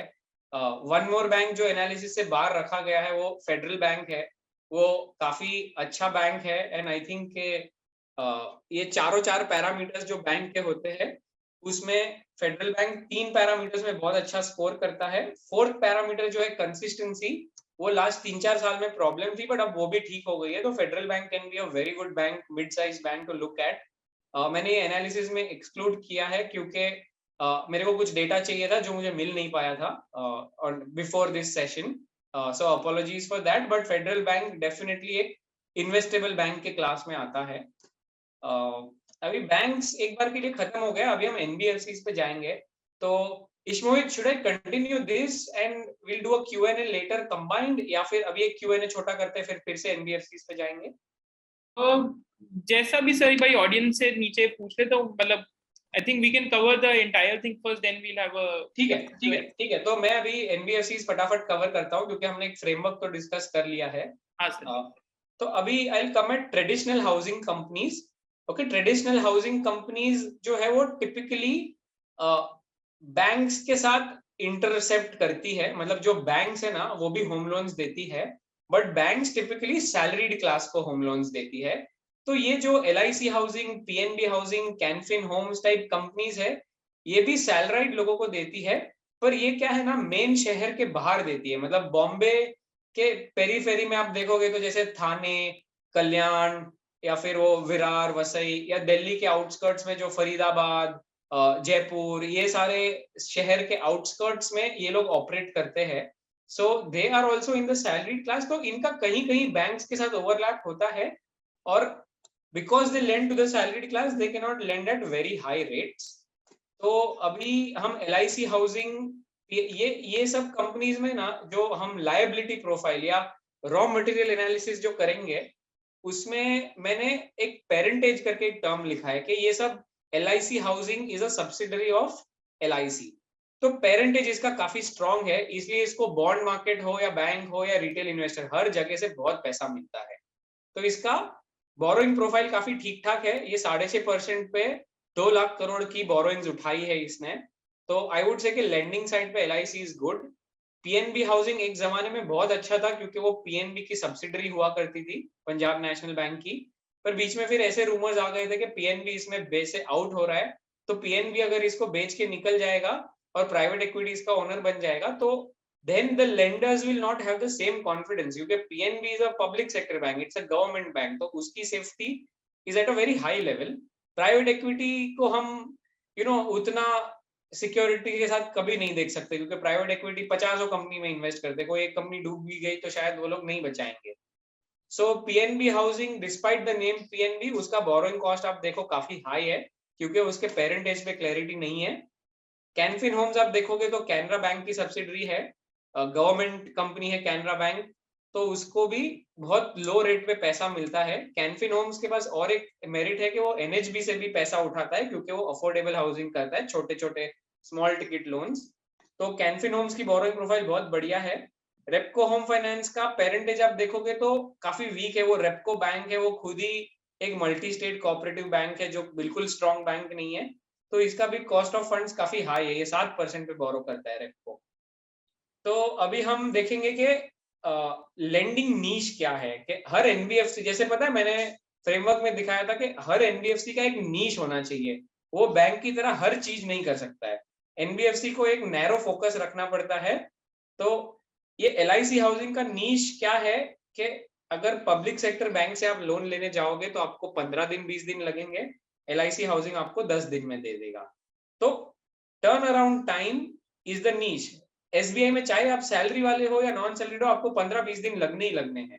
तो एक सैलरीड आदमी सोचता है यार कौन इतने चक्कर काटेगा, कौन इतना झमेला पालेगा, उससे अच्छा let me go to LIC housing. तो एलआईसी हाउसिंग का niche is fast turn around time. PNB housing में कहूंगा कि ये कंपनी का कोई नीश नहीं है। ये कंपनी ने salaried housing, non salaried housing, builder loans, corporate loans, lap loans, जो पॉसिबल था सब किया हुआ है। तो आई डोंट नो कि इसका क्या नीश है। आई थिंक के ये कंपनी का नीश ही ये है कि इसका कोई नीश नहीं है, ये हर सेक्टर में लेंड करता है और उसकी वजह से वो फंस भी गया था। लास्ट 2-3 साल से अच्छी डिसिप्लिन दिखाई है to come out of the crisis. यहाँ पे एक इंपॉर्टेंट पार्ट है ना कि आपको ये देखना है कि हाउसिंग पोर्टफोलियो कितना है। मतलब ये बोलने के लिए हाउसिंग फाइनेंस कंपनी है, but home loan as a part of the total portfolio for LIC is 81%। तो what is the other 19%? It is LAP and builder loans. अभी आप बोलोगे कि लोग लोन अगेंस्ट प्रॉपर्टी और बिल्डर लोन्स क्यों करते हैं? क्योंकि वहां प्रॉफिट, आप हाई रेट पे लेंड कर सकते हो, वहां रिस्क थोड़ा ज्यादा है बट आपको एक इंटरेस्ट रेट भी थोड़ा हायर मिलता है। तो लोग हमेशा थोड़े से हायर रिटर्न की लालच में लैप और बिल्डर लोन सेगमेंट में जाते जरूर है, पर वहां बहुत कम लोग हैं जो एकदम सक्सेसफुली बाहर निकलते हैं, वो लोग मार खाते हैं। एचडीएफसी लिमिटेड मैंने नहीं डाला है क्योंकि अब वो बैंक के साथ मर्ज होने वाला है, but HDFC limited was one company जो लैप और बिल्डर लोन्स में 30 साल तक लो एनपीएस के साथ ऑपरेट कर पाया था। एलआईसी हाउसिंग वहां गया, बहुत बुरा फंसा है। सो ये 81% पोर्टफोलियो उसका बहुत बढ़िया चल रहा है, बट 19% पोर्टफोलियो में काफी प्रॉब्लम्स आ गई पिछले 4 साल में। पीएनबी हाउसिंग का भी ये 61% पोर्टफोलियो अच्छा चल रहा है, पर बाकी 39% में बहुत प्रॉब्लम आ गई। बहुत डेवलपर्स नोएडा गुड़गांव में जो बंद हो गए या उठ गए, उनको पीएनबी की लेंडिंग पड़ी हुई है। कैनफिन होम्स आप देखो कि वो काफी डिसिप्लिन्ड है, उसको पता है कि भाई मुझे बिल्डर से डील करना नहीं आता है, मुझे लैप नहीं आता है, तो 90% of the portfolio is in simple salaried class home loans. Repco Homes एक जमाने में बहुत बढ़िया कंपनी थी, ये 25% कैगर से 15 साल ग्रो कर रही थी। 2002 से 2016 25% कैगर से ग्रो कर रही थी, और इसका यूएसपी था कि तमिलनाडु के जो नॉन सैलरीड लोग हैं, मतलब मान लो कि अगर कोई बंदा तनिष्क के शोरूम में काम कर रहा है, अगर कोई बंदा एक मारुति के शोरूम में काम करता है, उसको उसकी सैलरी 25-30 हजार रुपए होती है, तो ये 30 हजार रुपए सैलरी वालों को बैंक सैलरीड मानते ही नहीं है, क्योंकि वो बोलते हैं 30 हजार तो तुम्हारे घर खर्च में हो जाएंगे, तुम्हारे पास बचेगा क्या। बट फिर क्या होता है कि एक आदमी 30 हजार कमा रहा है, उसकी बीवी कहीं काम करके 15-20 हजार कमा रही है, उसका बेटा कहीं से 20 हजार कमा रहा है, तो रेपको क्या करता था, ये पूरे फैमिली की इनकम कंबाइन करके उनको एक लोन देता था। तो रेपको ने ये एक नीश पकड़ लिया था। और रेपको बिजनेसमैन जो बिजनेस चलाते हैं, अभी कोई एक किराना शॉप चलाता है, वो बंदे के पास पेपर्स नहीं होते। इंडिया में इनकम टैक्स पूरा कोई नहीं भरता है ये सेगमेंट में, पर अगर आप उसके शॉप पे जाओगे, आपको पता है कि भाई ये आदमी अच्छा कमा रहा है, ये लोन रीपे कर पाएगा। तो रेपको ये टाइप का रिस्क लेता था कि जिसको बैंक लोन नहीं देती क्योंकि उसके पेपर सही नहीं है, उसको लोन देता था। तो इसने 10-15 साल बहुत अच्छी ग्रोथ की, अच्छा प्रॉफिट भी कमाया। बट जब तमिलनाडु की इकोनॉमी स्लो डाउन हो गई, तब इनकी बहुत बुरी हालत हो गई, क्योंकि वही सब लोगों ने बड़ी बड़ी लोन ले ली थी और वो भर नहीं पाए। तो मैं वीकनेसेस की बात करूंगा। एलआईसी हमने बात कर ली है, बिल्डर लोन में फंस गया। पीएनबी हाउसिंग लैप और बिल्डर लोन में फंस गया। कैनफिन होम्स एक्चुअल में कहीं नहीं फंसा है, उसकी सबसे बड़ी स्ट्रेंथ है कि इतने सालों में उसने कोई मस्ती नहीं की है। They have stuck to their core basic which is the housing finance business. Repco home finance ने क्या किया, वो रिलेशनशिप बेस्ड लेंडिंग, मतलब रेपको के पास है ना कभी भी टेक्नोलॉजी बेस्ड सिस्टम्स नहीं थी। वो लोग ब्रांच मैनेजर को बहुत पावर दे रखे थे कि ब्रांच मैनेजर आसपास के एरिया में जाएगा, सर्वे करेगा और डिसाइड करेगा कि इसको लोन दे सकते हैं, उसको लोन दे सकते हैं। तो उसमें फिर क्या हो गया ना कि आपके पास डेटा नहीं है, आपके पास सिस्टम्स एंड प्रोसेसेस नहीं है। तो अभी 2016 के बाद जीएसटी आ गया, पूरी वर्ल्ड डिजिटाइज हो गई, बिजनेसमैन भी डिजिटाइज हो गए, तो ये सारा जो रेपको का नीश था वो किसी और के हाथ चला गया। तो Repco was not invested in the right manpower in technology, plus Tamil Nadu के बाद रेपको कभी कुछ नहीं कर पाया। तो रेपको इज अ कंपनी जो फंस गई है, और rather it is becoming irrelevant every year. So जब मैं एयू बैंक में आपको कहता हूँ कि 35% कैगर बहुत इंप्रेसिव लगता है, तो एक जमाने में रेपको और श्रीराम का भी 25-30% कैगर बहुत इंप्रेसिव लगता था, और वो लोग ने 10-10 साल तक अच्छे रिटर्न्स और अच्छे प्रॉफिट दिए, और फिर सडनली वो लोग बैठ गए। तो फास्ट ग्रोइंग कंपनीज में हमेशा हमने ये देखना है कि इंडिया के पास एचडीएफसी बैंक एक ही है पिछले 30 साल में। भले हम बोले कि कोटक विल बिकम एचडीएफसी और this will become HDFC, but HDFC bank एक ही है। ICICI is remotely probably the only contender जो शायद उसके पास आ सकता है। अभी हम ग्रोथ, कंसिस्टेंसी, वैल्यूएशन की बात करें, एलआईसी हाउसिंग बुक वैल्यू के नीचे चल रहा है, पर उसका लोन ग्रोथ भी देखो तो 10-11% है। आरओए में भी देखो तो काफी वॉलेटिलिटी है। पीएनबी हाउसिंग में भी सेम, लोन ग्रोथ स्लो है, वॉलेटिलिटी इन द प्रॉफिट्स बहुत ज्यादा है। कैनफिन होम्स आप देखोगे 15% की ग्रोथ भी है, और प्रॉफिटेबिलिटी में भी वॉलेटिलिटी नहीं है, चाहे आईएलएफएस क्राइसिस आ गई, चाहे कोविड आ गया। तो ये एक ये कंपनी ऐसी होती है जो हर कोई चाहता है कि ग्रोथ भी अच्छी है और प्रॉफिटेबिलिटी भी अच्छी है। रेप्को होम फाइनेंस आप देखोगे वो इतना सस्ता ट्रेड कर रहा है, पर आप देखो तो लोन ग्रोथ 6% है, मतलब इंडिया जीडीपी के भी पीछे चल रहा है। उसका प्रॉफिटेबिलिटी देखो 2.2% से गिर के 1.6 आ गया है। तो अगर मुझे फाइनल वर्डिक्ट देना है ये सब कंपनीज पे, तो एलआईसी में आई विल से कि कोई मैनेजमेंट की खास एक्सपर्टीज नहीं होती है वहां। तो अच्छी साइकिल आती है तो वो अच्छा करते हैं, बुरी साइकिल आती है तो बुरा करते हैं। तो ये एक स्ट्रगलिंग कंपनी रहेगी, पर शॉर्ट टर्म में अगले 1.5 से 2 साल में आपको यहाँ अर्निंग्स में बहुत बड़ा रिबाउंड दिख सकता है, क्योंकि इनके पास्ट के एनपीएस मोर और लेस खत्म होने आ रहे हैं। पीएनबी हाउसिंग अभी भी स्ट्रगलिंग है, मुझे लगता है और 2-3 क्वार्टर स्ट्रगलिंग ही जाएंगे, पर बाद में थोड़ा सा एक अर्निंग्स बम्प अप आ सकता है। स्टॉक सस्ता है पर बिजनेस मॉडल बहुत वीक है। तो between PNB and LIC is a better business model, both of them are cyclical. Canfin Homes ऐसा था ना कि अगर आप 6 महीने पहले मुझे पूछते तो आई वुड हैव सेड कि ये एक एवरग्रीन कंपनी है, यहाँ आप 15% कैकर एक्सपेक्ट कर सकते हो। पर 3 महीने पहले यहाँ पे एक बड़ा अजीब इंसिडेंट हुआ था कि उसके खिलाफ कैनरा बैंक ने कैनफिन होम्स की ऑडिट की थी। अब ऐसा जब एक पेरेंट अपने सब्सिडरी में एक ऑडिट करता है, तब हमको समझ में आता है कि यार कुछ तो ठीक नहीं चल रहा है उसके बीच।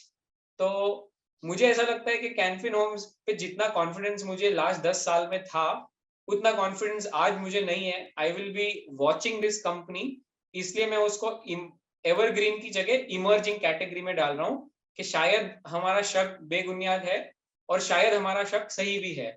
अभी वो बहुत फास्ट ग्रोथ पे फोकस कर रहे हैं। कैनफिन होम्स आप देखोगे ना, कभी भी उसने बहुत फास्ट ग्रोथ नहीं की है, पर अभी ये जो नए एमडी साहब है उनके अंदर वो बहुत तेजी से ग्रो करने की कोशिश कर रहे हैं। लेंडिंग में मैंने देखा है कि तेजी से ग्रोथ करते हैं तो 6, 12, 18 महीना अर्निंग्स बहुत अच्छी आती है, सब ताली बजाते हैं, शेयर प्राइस ऊपर जाता है। बाद में सडनली एनपीएस आते हैं और फिर हम सोचने लगते हैं कि क्या गलत हो गया। तो जो एक अपनी कैपेबिलिटी है, कैनफिन होम्स की जो कैपेबिलिटी है, वो salaried class and south India, typically Karnataka, Andhra Pradesh and little bit इन तमिलनाडु, ये 3 स्टेट्स में वो एक्सपर्ट है। और ये 15% ग्रोथ करने में एक्सपर्ट है, क्योंकि इसके ब्रांच मैनेजर एयू के जितने स्मार्ट नहीं है, उनके पास टेक्नोलॉजी भी एयू जितनी अच्छी नहीं है। तो उनसे आप 25% ग्रोथ कराओगे तो गलतियां होगी जरूर। तो मुझे लगता है कि कैनफिन होम्स अपने कोर डीएनए से थोड़ा सा डिविएट हो रहा है। तो इसलिए मैं यहाँ एकदम ग्रीन सिग्नल नहीं दे रहा हूँ, बट आई थिंक के इसको वॉच में रखना चाहिए। शायद वो एक इंसिडेंट ऐसा था कि वी शुड इग्नोर, पर मेरा एक्सपीरियंस कहता है कि it's not something to be ignored. अभी हम जाएंगे अफोर्डेबल हाउसिंग फाइनेंस कंपनीज में। ये तीनों तीन मार्केट की favourite, probably the Darling's of the housing finance sector है। तो यहाँ पे आप देखोगे तो तीनों तीन companies private equity owned companies है। तो यहाँ पे मैं कहूंगा कि पेरेंटेज इतना स्ट्रांग नहीं है। अगर खराब टाइम आया तो इनका बोरोइंग कॉस्ट जोर से बढ़ सकता है। अभी भी आप देखोगे तो इनके कॉस्ट ऑफ फंड्स काफी हाई है, 7% के करीब है। तो अगर किसी का बोरोइंग कॉस्ट 7% है तो इनको लेंड करना पड़ेगा। ये एप्टस का 5.8 नहीं है, ये मेरी गलती है, आई थिंक नंबर चेंज नहीं हुआ है। एप्टस का भी 7% के आसपास ही चल रहा है। तो 7% पे अगर कोई बोरो करता है तो उसको डिसेंट प्रॉफिट बनाने के लिए 10-11% पे तो लेंड करना ही पड़ेगा। और 11% के ऊपर आप हाउसिंग लोन दे रहे हो तो ऑब्वियसली रिस्क बढ़ता ही है। अब ये तीन कंपनीज ने क्या किया है ना, ये लोग अपना रिस्क बहुत अच्छे से मैनेज कर पाए हैं, at least in the last 5 years। Now आवास एंड होम फर्स्ट फाइनेंस है ना, ये बड़े अलग अलग बिजनेस मॉडल्स है। आवास ने क्या किया है कि उन्होंने राजस्थान से अपनी स्टोरी शुरू की थी, फिर पूरा राजस्थान कैप्चर किया, बहुत अच्छा नेटवर्क बिठाया, फिर गुजरात गए, फिर महाराष्ट्र आए। तो वो एकदम आसपास के स्टेट्स में जाते हैं, लोकल मार्केट समझते हैं, फिर एक्सपैंड करते हैं। और उनका एक इन हाउस मॉडल है कि वो लोग प्रॉपर्टी का वैल्यूएशन भी खुद के एक्सपर्ट्स करते हैं, कस्टमर का इंटरव्यू भी खुद के एम्प्लॉयज लेते हैं, कलेक्शन भी खुद के एम्प्लॉय करते हैं। तो इसमें क्या है कि जो लोन दे रहा है आदमी वही कलेक्शन के लिए रिस्पॉन्सिबल है, तो क्या है कि कोई गड़बड़ करेगा ही नहीं। तो ये मॉडल उन्होंने बड़ा अच्छे से क्रैक किया है। पर फिर भी उनको प्रॉफिट कमाने के लिए उन्होंने क्या किया है, उन्होंने हाउसिंग लोन्स को 70% पे रखा है, क्योंकि हाउसिंग आप 11-12% के बियॉन्ड नहीं दे सकते हो। वो उतना बड़ा मार्केट ही नहीं है कि आप 30% ग्रो करते रहो और 11-12% पे लेंड करो। वो हाई रेट पे लेंड करने वाला हाउसिंग मार्केट ही इंडिया में छोटा है, एंड बहुत कंपनीज लास्ट डेकेड में फेल हो गई है। वो चाहे महिंद्रा हाउसिंग थी या मोतीलाल की एक सब्सिडरी थी जिसका नाम मैं भूल रहा हूँ उसका नाम, बट मोतीलाल की सब्सिडरी भी काफी वीक पड़ गई थी, आफ्टर अ ग्रेट स्टार्ट। फिर सुंदरम, मुथूट, जेएम फाइनेंशियल, कई सारे अफोर्डेबल हाउसिंग में आए बट काफी वीक पड़ गए थे क्योंकि वो मार्केट ही इतना बड़ा नहीं था कि आप 30-40% ग्रो कर लो। मोतीलाल की कंपनी का नाम अस्पायर हाउसिंग था, अगर आप में से कोई ट्रैक करता था तभी। तो ये आवास ने क्या किया है, housing loan 70%, 30% loans are LAP loan, जिसको हम बिजनेस लोन्स बोलते हैं। कि अगर किसी का एक रेस्टोरेंट है तो वो रेस्टोरेंट के अगेंस्ट उसको बिजनेस लोन दे देगा। किसी को अपनी दुकान चलानी है पर वर्किंग कैपिटल चाहिए तो बोलेगा भाई तेरे घर के अगेंस्ट लैप ले ले। तो उसे 6-8 लाख की लैप देता है आवास, वहां वो 14-15% कमाता है। ऑब्वियसली वो रिस्की सेगमेंट है बट आवास ने अभी तक बहुत बढ़िया मैनेज किया है रिस्क को। उसका मैनेजमेंट रिस्क और कलेक्शंस पे 60-70% ऑफ द टाइम स्पेंड करता है, which is what a good NBFC should always do. Similarly home first finance ने एक पूरा अलग मॉडल किया। उन्होंने हर जगह ब्रांचेस खोली और पूरा टेक्नोलॉजी अप्रोच किया। उन्होंने बोला कि भाई हम कोई एरिया में एक्सपर्ट नहीं है, हमको कोई एरिया का नॉलेज नहीं है, पर हम पूरा सिस्टम्स एंड प्रोसेस बिठा बिठा के काम करेंगे। तो पिछले 2-3 साल उन्होंने बहुत फास्ट ग्रो किया, तो मैं थोड़ा स्केप्टिकल था इन पे। पर कोविड में इनके कोई ज्यादा लॉसेस नहीं आए, तो विच एटलीस्ट मीन्स कि इनका जो technology based monitoring, technology based evaluation of the customer and collections focus है, ये शायद कहीं ना कहीं राइट जा रहा है। इन्होंने एक अच्छा काम किया है कि हाउसिंग में 91% पोर्टफोलियो है, नॉन हाउसिंग में इन्होंने एडवेंचर नहीं किया है, क्योंकि नॉन हाउसिंग में अगर आप लोकल मार्केट नहीं समझते हो तो आपके पक्का लॉसेस होने ही होने हैं। एप्टस का बड़ा अलग मॉडल है। एप्टस सेल्फ एम्प्लॉयड लोगों को हाई रेट पे लोन देता है। मतलब आप टिपिकली मान लो जिनको कोई लोन नहीं देता है उनको एप्टस देता है। 14% पे वो होम लोन देता है, और home loan is only 55% of the book. बाकी 44% इज बिजनेस लोन्स। वो एक्चुअली 5 स्टार फाइनेंस और विस्तार फाइनेंस की तरह 20% पे बिजनेस लोन्स देता है, जो मेरे ख्याल से काफी रिस्की सेगमेंट है। और ये साउथ इंडिया, तमिलनाडु, आंध्र प्रदेश में ही फोकस्ड है, क्योंकि वो लोकल मार्केट समझता है। यहाँ का मैनेजमेंट चोला और अच्छी अच्छी कंपनी से आया है यहाँ पे लोग। अभी ये सब बिजनेस मॉडल्स अभी तो अच्छा कर रहे हैं, पर व्हाट आर द थ्रेट्स? मतलब मुझे लगता है कि आवास की जब साइज ग्रो होगी तो विद द ग्रोइंग साइज ये 25-30% पे ग्रो करना is going to become challenge, क्योंकि इंडिया का जो अफोर्डेबल सेक्टर है वो ऐसा लगता है कि बहुत बड़ा हो सकता है, पर होता ही नहीं है। पिछले 10 साल में हम वेट कर रहे हैं कि अफोर्डेबल हाउसिंग में 5 अच्छे साल कब आएंगे। तो ये सेक्टर ऐसा है कि हर लेवल पे आपको सैचुरेशन मिल सकता है। तो यहाँ अभी आवास की बुक 10,000 करोड़ प्लस हो गई है, तो ये 25,000 करोड़ पहुंच जाएगा with the same profitability. I really have my doubts. Plus आप जैसे बड़े बनते जाओगे आपकी टक्कर बड़ी एनबीएफसीज, बड़े बैंक से भी होगी, तो प्रॉफिटेबिलिटी पे डेफिनेटली आपको प्रेशर आएगा। How they handle it we have to see. Home first finance का भी सेम है कि उनकी अभी तो वो लोग 12-12% पे लेंड करके 30-40% ग्रो कर रहे हैं, पर soon they will reach 10,000 crore book. उनको भी वही प्रॉब्लम आ जाएगा 2 साल में। एप्टस का मॉडल थोड़ा सा employ intensive and relationship based है। जैसे मैंने रेप्को की कहानी आपको बताई थी कि वो पर्सनली दुकान में जाके देखता है वो कितना कमाता है, फिर उसको वो होम लोन देता है। एप्टस भी एग्जैक्टली वही मॉडल फॉलो करता है, पर एप्टस की टेक्नोलॉजी और मॉनिटरिंग काफी बेटर है। But having said that, Aptus का भी मुझे लगता है 1-2-3 साल में कहीं ना कहीं स्केल चैलेंजेस आ सकते हैं। एंड ये सारे इतना फास्ट ग्रो किए हैं कि इनकी बुक मैं अभी भी कहूंगा कि अनसीजन बुक है। कि वो हाउसिंग लोन्स में जब तक 4 साल नहीं हो जाते एक लोन को दिए हुए, 4 साल अगर पेमेंट सही से आते हो तो आप एकदम सेफ जोन में हो। तो इनकी तो आधी से ज्यादा लोन बुक पिछले 4 साल में ही क्रिएट हुई है। Maybe 70% of the book has been created in the last 3-4 years. तो इनका परफॉर्मेंस आगे ही पता चलेगा। रिस्क रिवॉर्ड मार्केट्स को, ये कंपनीज पे बहुत कॉन्फिडेंस है। ये companies 4-5-6 times price to book पे ट्रेड कर रही है। क्यों ट्रेड कर रही है यहाँ पे? क्योंकि ये ग्रोथ भी कर रही है और प्रॉफिट भी बहुत अच्छा कर रही है। अभी इन्होंने ये सब कंपनीज ने एक फाइनेंशियल इंजीनियरिंग भी बहुत जोर से लगाई है, जो मैं आपको एक ही सेकंड में समझाने की कोशिश करता हूँ। थोड़ा कॉम्प्लिकेटेड है, कि ये लोग जो डेट इक्विटी रेशियो होता है, मतलब अगर मैं खुद के 100 करोड़ लगा रहा हूँ बिजनेस में, तो मैं मार्केट से सिर्फ 300 करोड़ बोरो करूंगा। तो ये लोग ने डेट इक्विटी रेशियो बहुत लो रखा है, 1:2, 1:3 रखा है। तो जबकि एक ट्रेडिशनल हाउसिंग फाइनेंस कंपनी है जैसे LIC, वो 1:9 का रेशियो रखती है कि अगर 100 रुपए LIC के खुद के हैं, 800 रुपए या 900 रुपए वो मार्केट से बोरो करके फाइनली 1000 करोड़ का कॉर्पस लेंड करता है। तो ये लोग में आपको प्रॉफिटेबिलिटी हमेशा बहुत हाई दिखेगी, क्योंकि इनका 30% of the money is their own money, जिसपे कॉस्ट ऑफ बोरोइंग लगता ही नहीं है। तो इनकी प्रॉफिटेबिलिटी से कोई बहुत ज्यादा इंप्रेस होना नहीं है। इन्होंने ये मॉडल इसलिए फॉलो किया है क्योंकि उनका पेरेंटेज वीक है, ताकि खराब टाइम आए तो कोई उनको लेंड करना बंद ना कर दे। तो मैं कहूंगा ये काफी स्मार्ट मूव है इनका। पर यहाँ पे फिर आपका ROE, ये सारी कंपनीज का ROE 12, 13, 14% ही बनता है। तो ये 14% ROE कंपनीज को मैं 5-6 टाइम्स प्राइस टू बुक क्यों दूं? तो ये क्यों का आंसर है कि अभी 30% ग्रोथ चल रही है और बढ़िया चल रही है। द मोमेंट यहाँ पे ग्रोथ कम हो गई तो आपका मल्टीपल डी रेटिंग डेफिनेटली हो सकता है। तो ये कंपनीज में जो सबसे बड़ा रिस्क मैं कहूंगा कि आपका टाइम वाइज करेक्शन या मल्टीपल डी रेटिंग वाला रिस्क है। कोई फाइनेंशियल कंपनीज 5-6 टाइम पे नहीं ट्रेड कर सकती है ज्यादा सालों तक। HDFC बैंक भी 5 टाइम ट्रेड करती थी 2002 में, आज वो 2.5 टाइम पे आ चुकी है, despite last 20 years of 24% CAGR and no bad years. मतलब 2008-9 में लीमन क्राइसिस आई थी, तभी भी नुकसान नहीं हुआ था।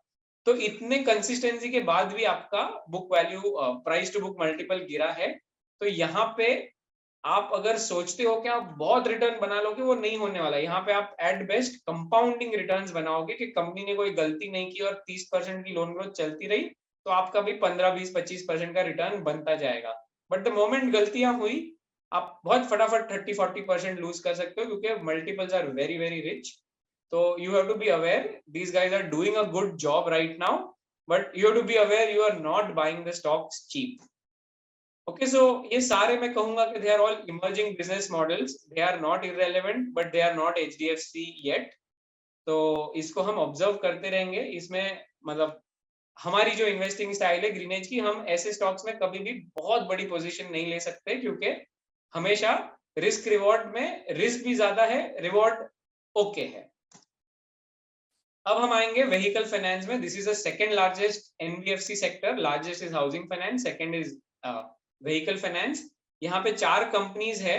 सो इसमें चोला और सुंदरम 2 कंपनीज थोड़ी सी एवरग्रीन टाइप कंपनीज है कि वो अच्छा माहौल बुरा माहौल वो अपना शांति से ग्रोथ करती रहती है, प्रॉफिट बनाती रहती है, NPA का ज्यादा प्रॉब्लम नहीं आता है, लॉसेस ज्यादा होते नहीं है।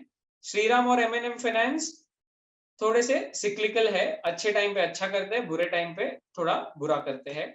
So let's come at the liability profile. Chola belongs to Murugappa Group, very strong group, and company has also done phenomenally well. तो इसका cost of borrowing सबसे कम है, 6.3% पे पैसा उठाता है ये। श्रीराम ट्रांसपोर्ट का कोई पेरेंट नहीं है, बट कंपनी खुद 35 साल पुरानी कंपनी है, तो इनको भी अच्छे रेट पे बोरोइंग्स मिल जाती है। M&M finance belongs to the Mahindra group, तो बहुत स्ट्रॉन्ग पेरेंटेज है, इसलिए उनको फंड 6.5% पे मिलते हैं। सुंदरम खुद 62 इयर्स ओल्ड कंपनी है, बहुत ही वेल रन कंपनी है, कभी कैपिटल रेज नहीं करती है मार्केट से, डिस्पाइट बीइंग एन NBFC। इनका कॉस्ट ऑफ फंड्स करीब 7% है। इनका 7% इसलिए है क्योंकि इनका बहुत अच्छा रिटेल फ्रेंचाइज है। आप साउथ में जाओगे तो there are so many investors जो 20-20, 30-30 साल से सुंदरम की फिक्स डिपॉजिट करते हैं, उनके NCDs करते हैं। तो ये बैंक पे ज्यादा डिपेंडेंट नहीं है सुंदरम फाइनेंस। सो अभी हम देखेंगे कि हर किसी का बिजनेस नीश क्या है। चोला का नीश ये है कि वो यूज्ड कमर्शियल, उसका पोर्टफोलियो आप देखोगे ना, तो वो across India, across all states, across all customer category, मतलब चाहे वो 5 ट्रक वाला कस्टमर है या 50 ट्रक या 100 ट्रक वाला है, चाहे वो ट्रक स्टेट हाईवे पे चलाता है या नेशनल हाईवे पे चलाता है, चाहे वो एग्री सेक्टर में सामान डिलीवरी करता है या वो गाड़ियों की सामान delivery. So Chola is diversified everywhere. मतलब इसको मैं कहूंगा कि 360 डिग्री डाइवर्सिफिकेशन की, diversification across geography, across products and across customers. Products मतलब ये एक छोटा टाटा एस, 6 लाख का टाटा एस भी फाइनेंस करता है, और 50 लाख की जो बड़ी बड़ी ट्रेलर्स टाइप ट्रक आती है उसको भी फाइनेंस करता है। तो चोला का इतना ब्यूटीफुल पोर्टफोलियो है कि अगर यहाँ स्लो डाउन है तो वो वहां ग्रो करेगा। चोला ट्रैक्टर भी करता है, टू व्हीलर भी करता है, यूज्ड कार्स भी करता है। तो चोला के पास इतने सारे लीवर्स है स्लो डाउन को मैनेज करने के लिए कि उसके जैसा बढ़िया पोर्टफोलियो कोई व्हीकल फाइनेंस कंपनी का नहीं है। और प्लस चोला ने एसएमई एंड लैब वगैरह में भी अच्छे से डाइवर्सिफाई किया है। बीच में प्रॉब्लम में फंस गया था, पर 2018 ऑनवर्ड्स बहुत अच्छे से प्रॉब्लम से निकला है। अभी उन्होंने एक फिनटेक कंपनी एक्वायर की है टू डू एसएमई लेंडिंग। तो ये एक कंपनी ऐसी है कि जो मैं कहूंगा कि व्हीकल फाइनेंस सेक्टर की एचडीएफसी है, कि यहाँ पे आपको ग्रोथ, प्रॉफिटेबिलिटी, कंसिस्टेंसी तीन चीज आपको मिल सकती है।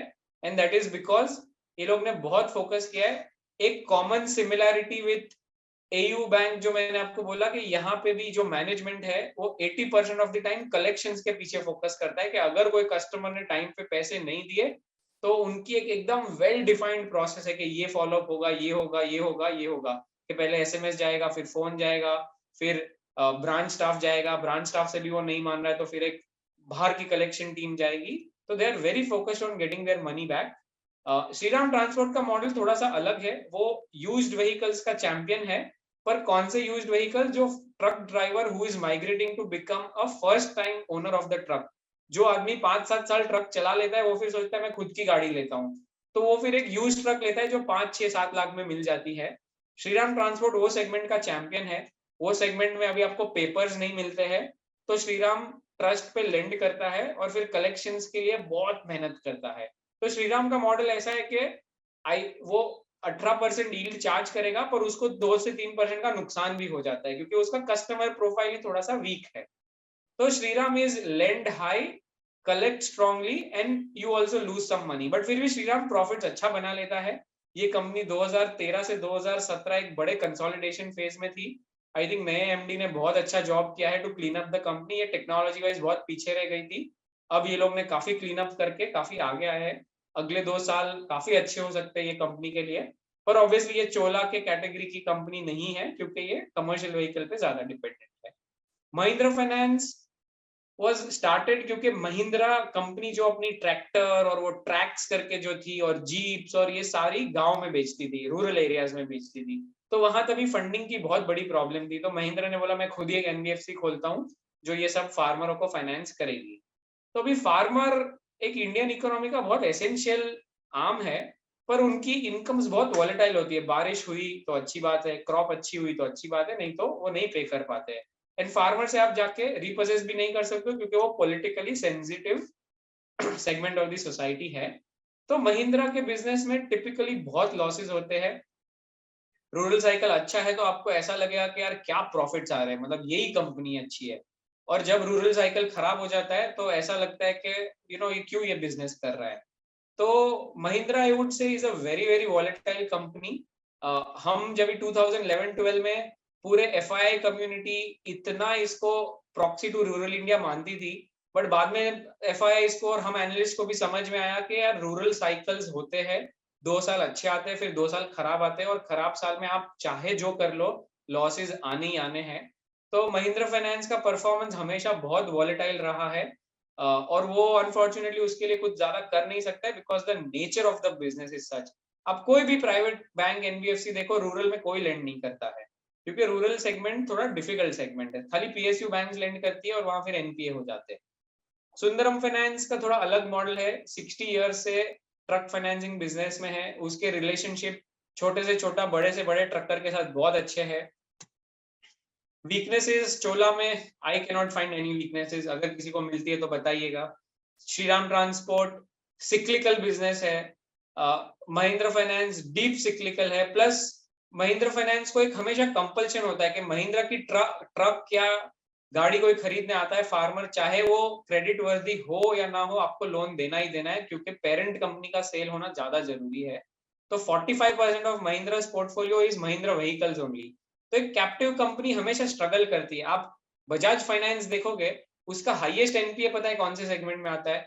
2 व्हीलर एंड 3 व्हीलर, क्योंकि वो बजाज की बाइक और बजाज के रिक्शा ये फाइनेंस करता है, और वहां पे एनपीए आता ही है। बजाज फाइनेंस जैसी बेस्ट एनबीएफसी कंपनी भी वहां लॉसेस नहीं रोक पाती है क्योंकि ये सेगमेंट ही वैसा है। तो महिंद्रा आई विल से is a very very cyclical business.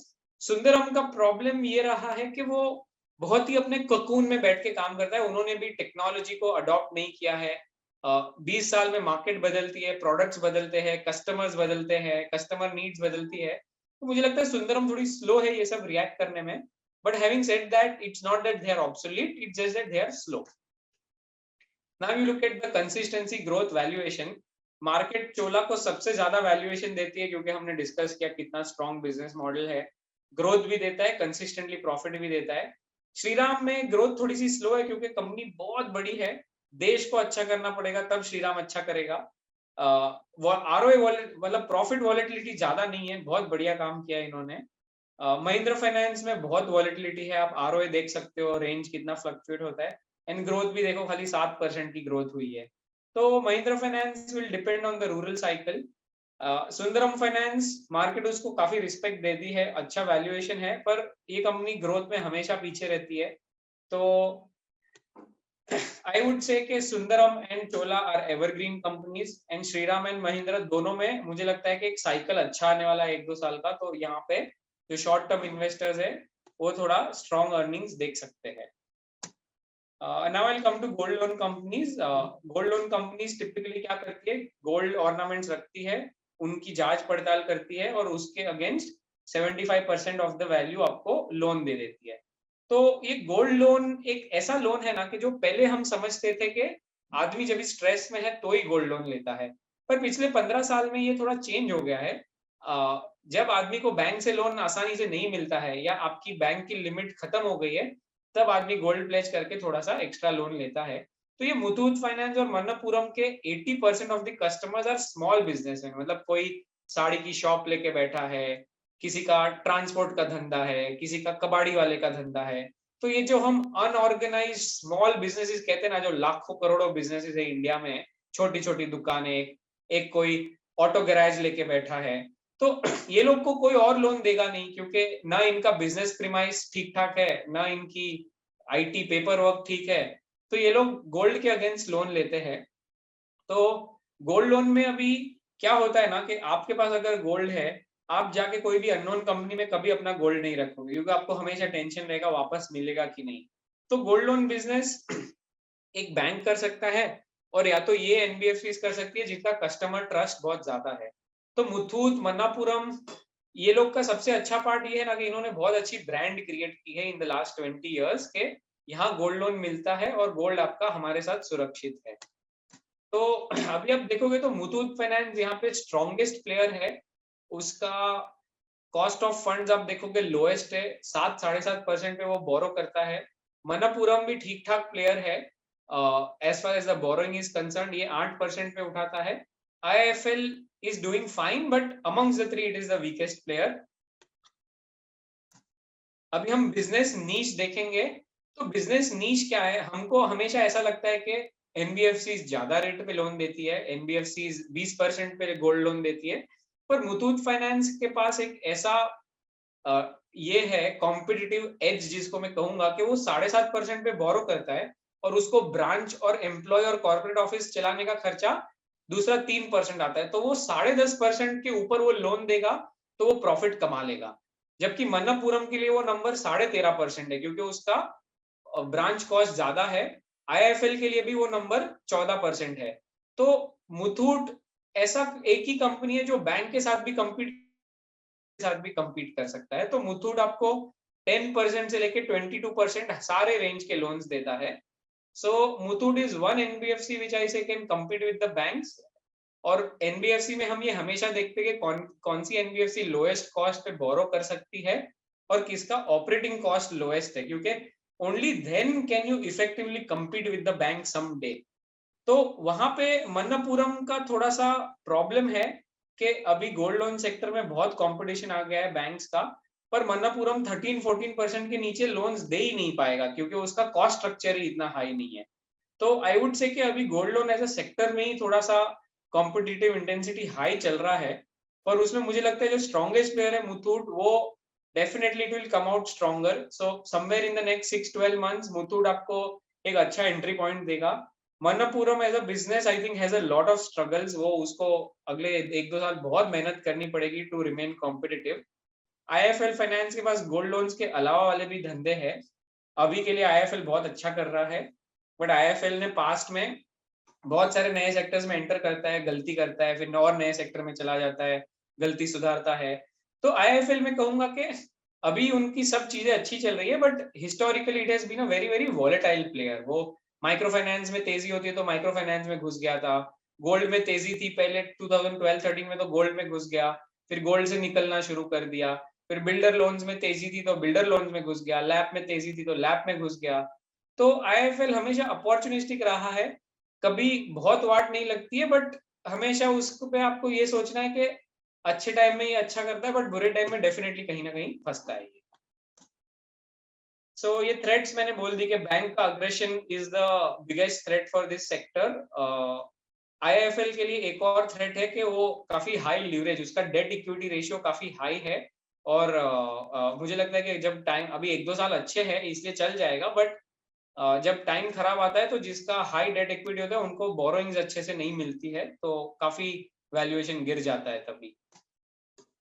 अभी हम रिस्क रिवॉर्ड की बात करें तो मार्केट मुथूट फाइनेंस को सबसे अच्छा वैल्यू देता है, क्योंकि वो स्ट्रॉन्गेस्ट कंपनी है, वहां ग्रोथ भी है और प्रॉफिट भी है। अब प्रॉफिट देखो, इतना स्ट्रॉन्ग प्रॉफिट है, this is the most profitable NBFC in India probably, कि ये एवरी 100 रुपीज पे ये 6 रुपया कमाता है।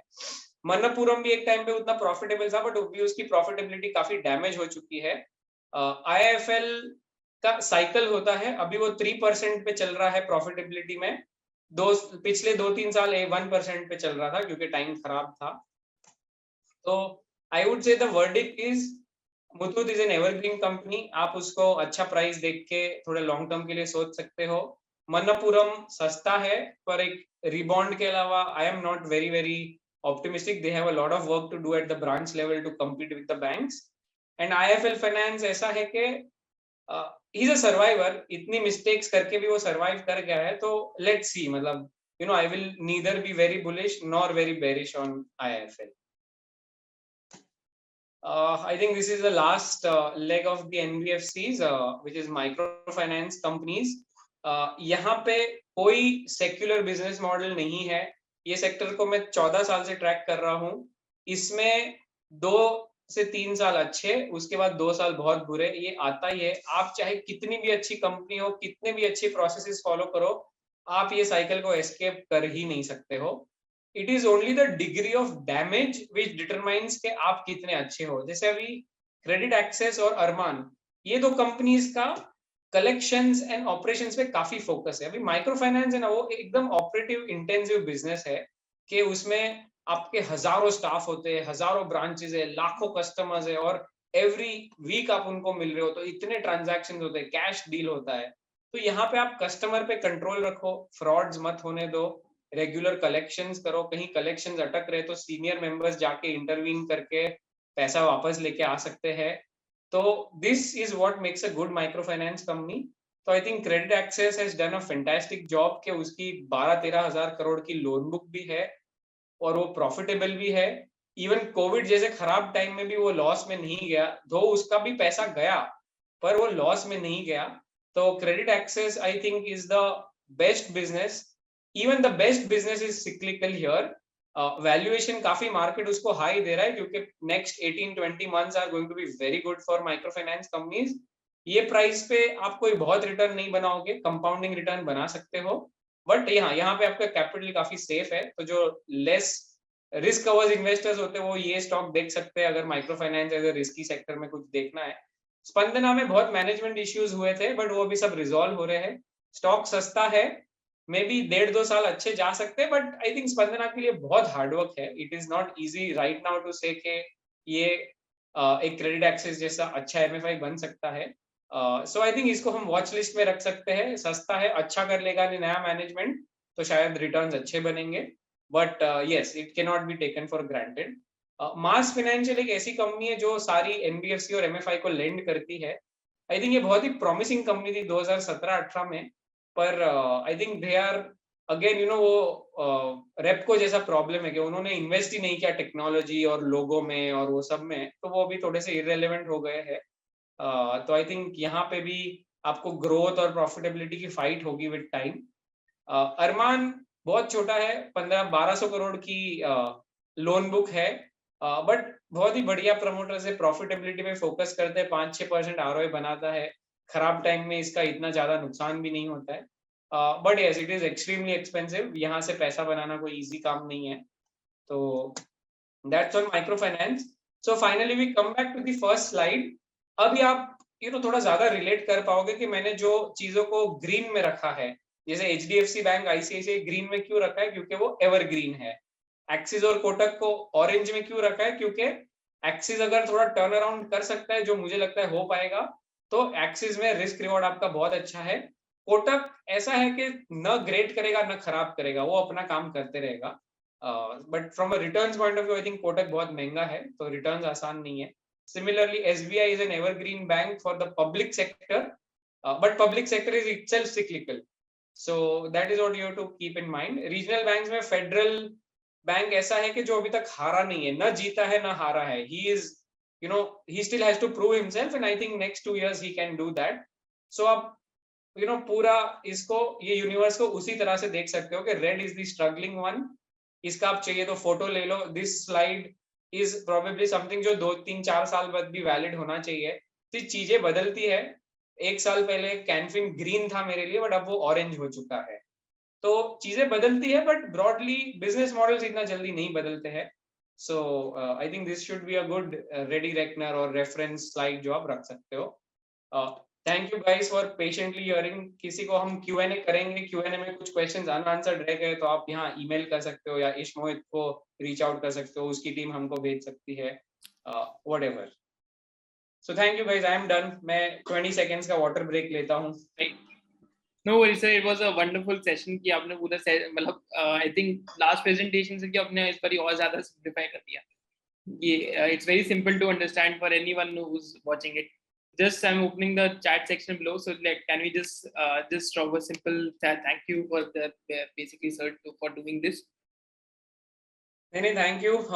मैं भी हमेशा सोचता था कि इतने बड़े सेक्टर को कैसे हम सिंप्लीफाई करें, तो एक फ्रेमवर्क रख के सारे स्टॉक्स को वही फ्रेमवर्क से हम कोशिश कर रहे हैं कि हम आंसर करें। आप इश्मोहित क्वेश्चन शूट कर सकते हो, मैं आंसर करूंगा जितना बेस्ट मुझे आता है। राइट सर, तो चैट सेक्शन से कुछ क्वेश्चंस ले लेता हूँ। लाइक जैसे for Canfin Homes Sachin is asking for Canfin, since they lend 90% to salaried for housing loans with high cost of funds at 5.8%, how does it offer competitive rates as compared to banks to earn ROE of 1.5 to 2%? Okay, ये मैंने answer किया था कि Can Fin Holmes क्या करता है कि public sector bank को 20 दिन लगेंगे, बट कैनफिन होम्स आपको 7 दिन के अंदर दे देगा। तो वो सेम सेगमेंट में इजी, जिसको हम इजी टर्न अराउंड टाइम बोलते हैं। तो देखो, आप अच्छी सर्विस के लिए कोई भी एक 40-50 बिप्स हायर रेट दे सकता है। तो कैनफिन होम्स हमेशा एसबीआई से 60 बेसिस पॉइंट हायर चार्ज करता है, because they are giving better service. बस इतना ही है। तो बट कैनफिन होम्स का मार्जिन देखो, वो हमेशा 3% रहता है। आवास का मार्जिन 5%, 6% रहता है। तो कैनफिन की प्रॉफिटेबिलिटी लो है। आप राइट होके सैलरीड क्लास को लेंड करके आप प्रॉफिट नहीं कमा सकते हो, पर क्या है कि ये 40-50 बेसिस पॉइंट्स हायर कमा के इसका 2% आरओए, 16-17% आरओए ये बना रहा है। तो हर किसी को अपना नीश ढूंढना है। कैनफिन का नीश है, और कैनफिन कैसे सैलरीड सेगमेंट्स को देता है। जैसे आप मान लो कि कोई एक छोटे से टाउन में एक स्कूल टीचर है, गवर्नमेंट स्कूल टीचर। अब गवर्नमेंट स्कूल टीचर को बैंक इतना आसानी से नहीं देगा, पर है तो गवर्नमेंट एम्प्लॉय। कोई पोस्टमैन है, पोस्ट ऑफिस के एम्प्लॉयज है। Post office is there in all nooks and corners of India. इसके एम्प्लॉयज को बैंक इतना इजीली नहीं पहुंच पाती है, तो इसको एलआईसी पकड़ता है ये सब एम्प्लॉयज को। एलआईसी और Canfin, sorry. Right sir. Second question is sir कि any views on the demerged NBFC Hamo Piramal group? Okay, so Piramal इनकी एनबीएफसी जो है, उनका पहले एक ही काम था, they used to lend to builders. Okay, वो मार्केट में 7-8% से पैसा उठाते थे, बिल्डर्स को 12-13-14% पे देते थे। वो लोग तो इतने हद तक गए, उन्होंने लैंड फाइनेंसिंग भी कर ली है। लैंड फाइनेंसिंग कोई नहीं करता है, तो वो लैंड भी फाइनेंस करते, प्रोजेक्ट भी फाइनेंस करते। तो जो risky space of the market है, वहां पे पिरामल फाइनेंस करता था। और आज आप देखो कि पिरामल इतना बुरा फंस गया है उसमें कि पिरामल का बोरोइंग रेट आज 8.5% है। आप सोचो IL&FS क्राइसिस के पहले उसका बोरोइंग रेट हुआ करता था 7%। मतलब पिछले 5 साल में आप देखो हर ढंग की एनबीएफसी का कॉस्ट ऑफ फंड नीचे आया है, बट पिरामल का कॉस्ट ऑफ फंड ऊपर गया है। तो आप समझ सकते हो कि मार्केट का भरोसा पूरी तरह से टूट चुका है। प्लस पिरामल ने दीवान हाउसिंग की एक होम लोन बुक अक्वायर की है। अब दीवान हाउसिंग की होम लोन बुक में बोलते ना कि आपने बुक तो अक्वायर कर ली बट कोई एक्सपर्टीज अक्वायर नहीं करी है। तो दीवान को इंटीग्रेट तो कर लिया आपने, but as a Piramal builder loan portfolio आपका पड़ा है। What next can you do to create value? You have to do retail lending because Piramal को पैसा 8.5 पे मिलता है, तो विच मीन्स आपको 12-13% पे लेंड करना ही पड़ेगा। 12-13% पे आप कैसे लेंड करोगे? आप personal loan, business loan, gold loan, अब ये कोई प्रोडक्ट में पिरामल की एक्सपर्टीज नहीं है। तो मुझे लगता है कि पिरामल के लिए रास्ता बहुत कठिन है। मैं उसको वन टाइम बुक से ज्यादा नहीं दूंगा। 18,500 करोड़ की नेटवर्थ है पिरामल एनबीएफसी की। तो ये जो पिरामल का शेयर है उसमें 18,500 करोड़ से 1 रुपया ज्यादा का वैल्यूएशन में पिरामल एनबीएफसी को नहीं दूंगा। क्योंकि और देखो आज तक हम हमेशा सोचते थे पिरामल एनबीएफसी में लॉस कर रहा है, बट फार्मा में तो प्रॉफिट कर रहा है। तो एनबीएफसी का लॉस भी हो तो फार्मा से तो एटलीस्ट प्रॉफिट आएगा। अब कंपनीज डीमर्ज हो रही है, तो अब मुझे तो टेंशन आएगा कि मैं एनबीएफसी को पैसा दूं या ना दूं, क्योंकि फार्मा बचाने के लिए है ही नहीं। So Piramal I think is a struggling NBFC, I would say वो थर्ड कैटेगरी में आएगी मेरे लिए। Right, sir. Right. Sir, one question is this on Bajaj Finserv and Bajaj Finance.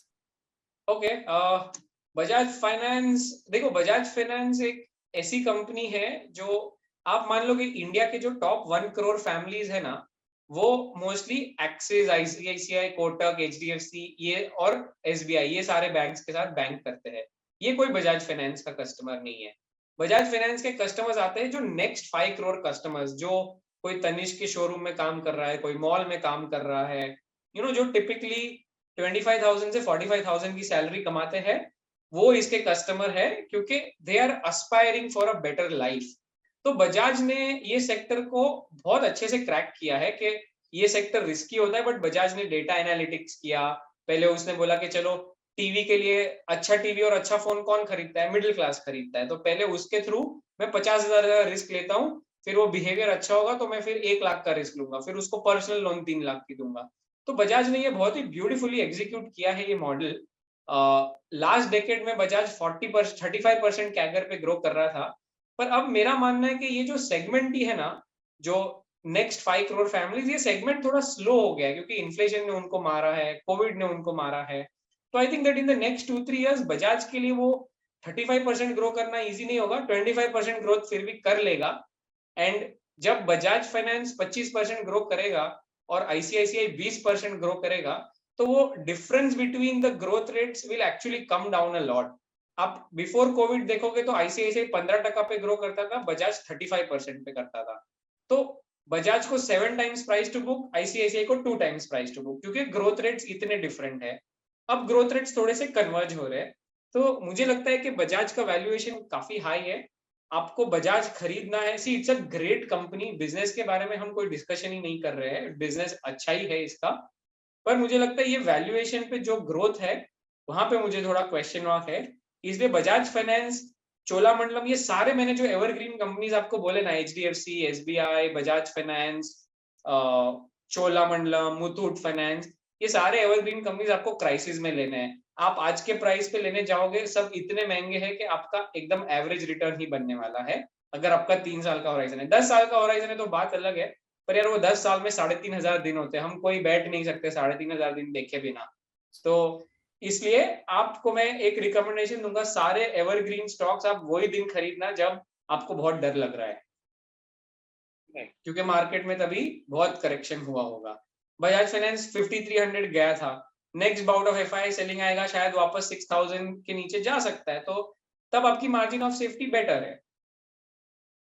Right. और बजाज फाइनेंस में एक रिस्क है, सॉरी मैं वो हाईलाइट करता हूँ, कि इतनी बड़ी हो गई है कि आरबीआई उसको कभी ना कभी बैंक बनने को बोलेगा।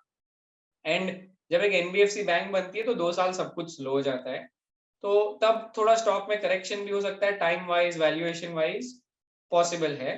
तो ये एक रिस्क हमको लेके चलना ही है। और बजाज ग्रुप थोड़ा कांग्रेस लीनिंग ज्यादा है, मतलब ये पब्लिक फोरम में बोलना नहीं चाहिए, बट उनके स्टेटमेंट से I can really make out के politically Bajaj is aligned to somebody else, तो कभी ना कभी उन पे फोर्स आने ही वाला है। Just from the systemic point of view RBI बोलेगा बैंक बनो, plus politically also they are quite vocal about their views. तो ये एक बहुत ही ऑफ द बिजनेस वाला रिस्क है, बट है। Right, sir. Sir, two, I think we'll take like 3-4 more interesting questions. One is, sir, what are the sources for the fee income or the other income that is like always a big figure? So देखो, फी income का सबसे basic source होता है जब मैं loan देता हूं तब मैं एक प्रोसेसिंग फी चार्ज कर सकता हूं। ओके, ये सबसे सिंपल फी का तरीका है। आपने अगर किसी ने होम लोन लिया है तो आपको पता होगा कि होम लोन के साथ साथ 10, 20, 30,000, 40,000 प्रोसेसिंग फी लेते हैं।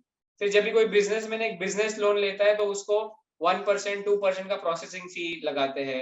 फिर आप लोन को प्रीपे कर लो तो भी आपको प्री पेमेंट पेनल्टी लगती है। तो this is the largest source of fee. So इसको हम बोलेंगे कि fees generated out of giving loans. अभी सेकंड हेड होता है कि fees generated out of liabilities और अकाउंट मेंटेनेंस, कि आपको वो account maintenance charge, credit card का एनुअल चार्जेस लगाएगा, आपके पास डीमैट अकाउंट है तो 600 रुपया पर ईयर का डीमैट चार्जेस लगाएगा। तो ये सारी चीजों को हम बोलेंगे कि these are fee income which are earn out of giving non loan services, मतलब लोन सर्विसेज के अलावा वाली फी इनकम। तो ये कौन ज्यादा जनरेट करेगा? जिसके पास ज्यादा क्रेडिट कार्ड्स है, लोग जिसमें ज्यादा ट्रांजैक्शन करते हैं, जिसके लोगों के पास डीमैट अकाउंट्स भी है, जिसके पास कोई म्यूचुअल फंड्स भी है। फिर तीसरी इनकम मैं बोलूंगा कि जिसको मैं क्रॉस सेल इनकम कहता हूँ, कि अगर आज एचडीएफसी बैंक में आप किसी का अकाउंट है तो आपको हमेशा फोन आता होगा, सर इंश्योरेंस ले लो, सर म्यूचुअल फंड ले लो, बॉन्ड्स ले लो। तो ये सब लेते हैं तो वो कमीशंस कमाते हैं। तो ये जो क्रॉस सेल इनकम या वेल्थ मैनेजमेंट इनकम कहते हैं, ये भी एक काफी बड़ा हेड होता है for ICICI and this HDFC bank. Axis थोड़ा थोड़ा अभी बरगंडी अकाउंट्स के साथ ऊपर आने की कोशिश कर रहा है। यहाँ पे कोटक का वेल्थ मैनेजमेंट नाम बहुत स्ट्रांग है, but overall like you know उनकी बाकी फी इनकम प्रोफाइल ओके ओके है, इतनी ग्रेट नहीं है। तो ये तीन हुई। और चौथी इनकम, फी इनकम कहाँ से आती है? सब जो बिजनेस सर्विस है। आप अगर बिजनेस बैंकिंग यूज करते हो, जैसे मान लो कि मैं एक ऑनलाइन बिजनेस चला रहा हूँ, मैं एक वेबसाइट चला रहा हूँ कि जहां मैं कुछ ई कॉमर्स चला रहा हूँ, तो फिर मुझे मेरे कस्टमर्स को एक पेमेंट सोल्यूशन देना है तो मैं एक पेमेंट गेटवे रखूंगा, वो मेरे बैंक एक बेस करंट अकाउंट बन जाएगा, तो वहां की सारी ट्रांजैक्शन रिलेटेड फीस होती है। तो फीस के एक्चुअली आप देखोगे तो 17-18 हेड्स है, but broadly you can classify them into these activities। So public sector banks जो है वो खाली वो आपको ना मिनिमम बैलेंस की फीस लेती है, ना डीमैट अकाउंट की फीस लेती है, ना क्रेडिट कार्ड की फीस लेती है। वो लोग सिर्फ लोन देने टाइम थोड़ी फीस लेते हैं। इसलिए पब्लिक सेक्टर बैंक की फी प्रोफाइल को हम वीक कहते हैं। आईसीआईसीआई, एचडीएफसी की फी प्रोफाइल को हम स्ट्रॉन्ग क्यों कहते हैं? क्योंकि वो हर जगह से कमाते हैं। लेंडिंग के टाइम कमाते हैं, आपके अकाउंट मेंटेनेंस से कमाते हैं, आपके क्रेडिट कार्ड ट्रांजैक्शन से कमाते हैं, आपके इन्वेस्टमेंट एक्टिविटी से कमाते हैं। तो ये फी इनकम को मैं ग्रैन्युलर फी इनकम कहूंगा। Right, sir. Sir, one question was कि any views on the HDFC Bank and the HDFC Limited merger?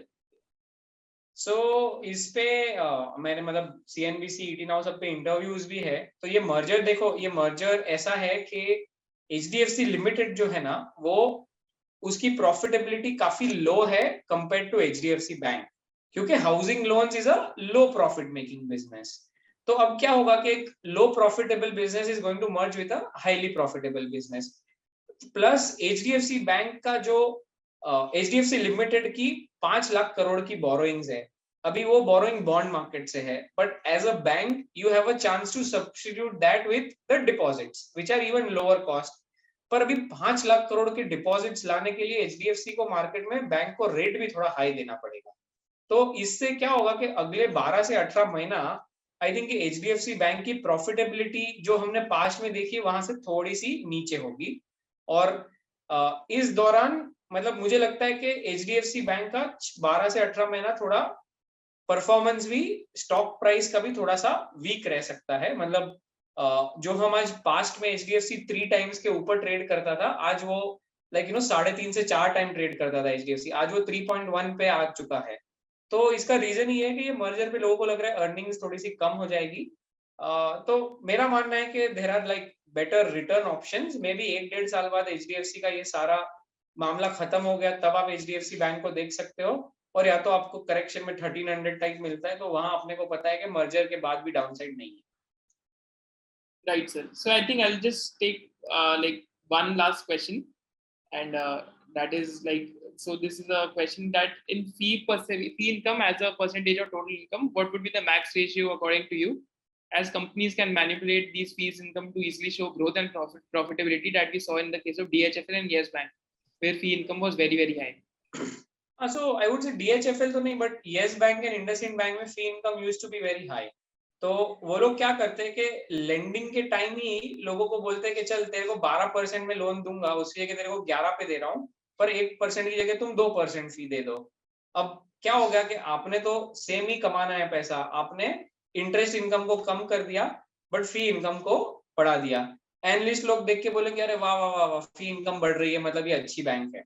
तो ये ऑप्टिक्स को पकड़ने के लिए आपको थोड़ी बैंक की एक्टिविटीज को ट्रैक करना पड़ेगा. जैसे मैंने बताया ना कि अच्छी फी इनकम क्या होती है कि जहां लेंडिंग के अलावा भी आप फी कमाते हो, कि एक कस्टमर जेन्युइन अपनी डे टू डे लाइफ के ट्रांजैक्शंस करता है, उससे भी आप कमा रहे हो, तो वो फी इनकम एक बढ़िया फी इनकम है. तो अभी आपको भी पता है कि इंडसइंड बैंक के पास न डीमैट अकाउंट ऑफरिंग है, तभी न क्रेडिट कार्ड ऑफरिंग कोई ग्रेट था, न उसके पास बिजनेस मैनेज वो जो स्मॉल बिजनेसेस के लिए सर्विसेज थे अच्छे. तो आपको पता है कि अरे फी इनकम कहाँ से आ रही है, इतनी फी इनकम आ रही है सारे कॉर्पोरेट लोन, स्ट्रक्चर्ड फाइनेंस, यहाँ वहां से. तो that was always a red flag. तो ये सब क्या होता है कि चीजें सिंपल होती है, आप फ्रेमवर्क मेरा यूज करके आप क्वेश्चन पूछ सकते हो यार कि इंडसइंड की भी फी इनकम आईसीआईसीआई जितनी कैसे हो रही है. फिर आप जब डीप डाइव करोगे आपको पता चलेगा कि इंडसइंड अपने जहां लेंड कर रहा है वहां ज्यादा फी चार्ज कर रहा है, और ज्यादा फी चार्ज करना हमेशा आपको समझ जाने का कि कस्टमर बेचारा डेस्परेट है, उसको और कोई दे नहीं रहा है, इसलिए वो हाई फीस दे रहा है. Right. तो विच मीन्स के रिस्क भी आगे बढ़ेगा आपका. Right. तो बेस्ट रेशियो इज 25%, उसके बियॉन्ड इंडिया में जाना पॉसिबल नहीं है. पर ये 25% नंबर भी बहुत मिसलीडिंग है ना, क्योंकि 25% आईसीआईसीआई भी पहुंच गया है और इंडसइंड भी पहुंच गया है. Right, sir. Right. I think sir with this we'll like end the session, because मेरे को डर यहाँ लग रहा है कि पावर कट हो गया तो इंटरनेट चल जाएगा, रिकॉर्डिंग नहीं हो पाएगी, तो क्योंकि 3 hours हो गए पावर कट हुए. तो राइट. नहीं परफेक्ट यार. एनीथिंग एल्स प्लीज शूट, जब भी आप वीडियो बनाओगे तो. हाँ सर, वो क्वेश्चंस तो हैं सर, 4-5 इंटरेस्टिंग क्वेश्चंस और हैं सर, तो वो मैं आपसे ना व्हाट्सएप पे करके मैं वीडियोस के कमेंट सेक्शन में डाल दूंगा कि ये क्वेश्चन का सर ने आंसर दीजिए. perfect यार. चलो thanks guys for being a patient audience and listening to this monologue. I hope के आपकी बैंकिंग एंड एनबीएफसी की एनालिसिस वाली जर्नी में थोड़ा हम ये इससे हेल्प हो जाएगा आपका. Thank you sir, thank you so much. Just drop a like just thanks in the chat section below. Right sir. I think Thanks guys. Any good, bad, ugly feedback, everything is welcome. You know, हम feedback से ही हम life में आगे बढ़े हैं, so please feel free. Thank you so much for Thank you guys. I can see a lot of thanks and a lot of wishes. You know, my good wishes to everyone. You know, everybody have a happy Independence Day and you know, a good investing journey ahead. Thank you sir. Thank you Thank you for the lovely session sir. Thank you so much. Thank you.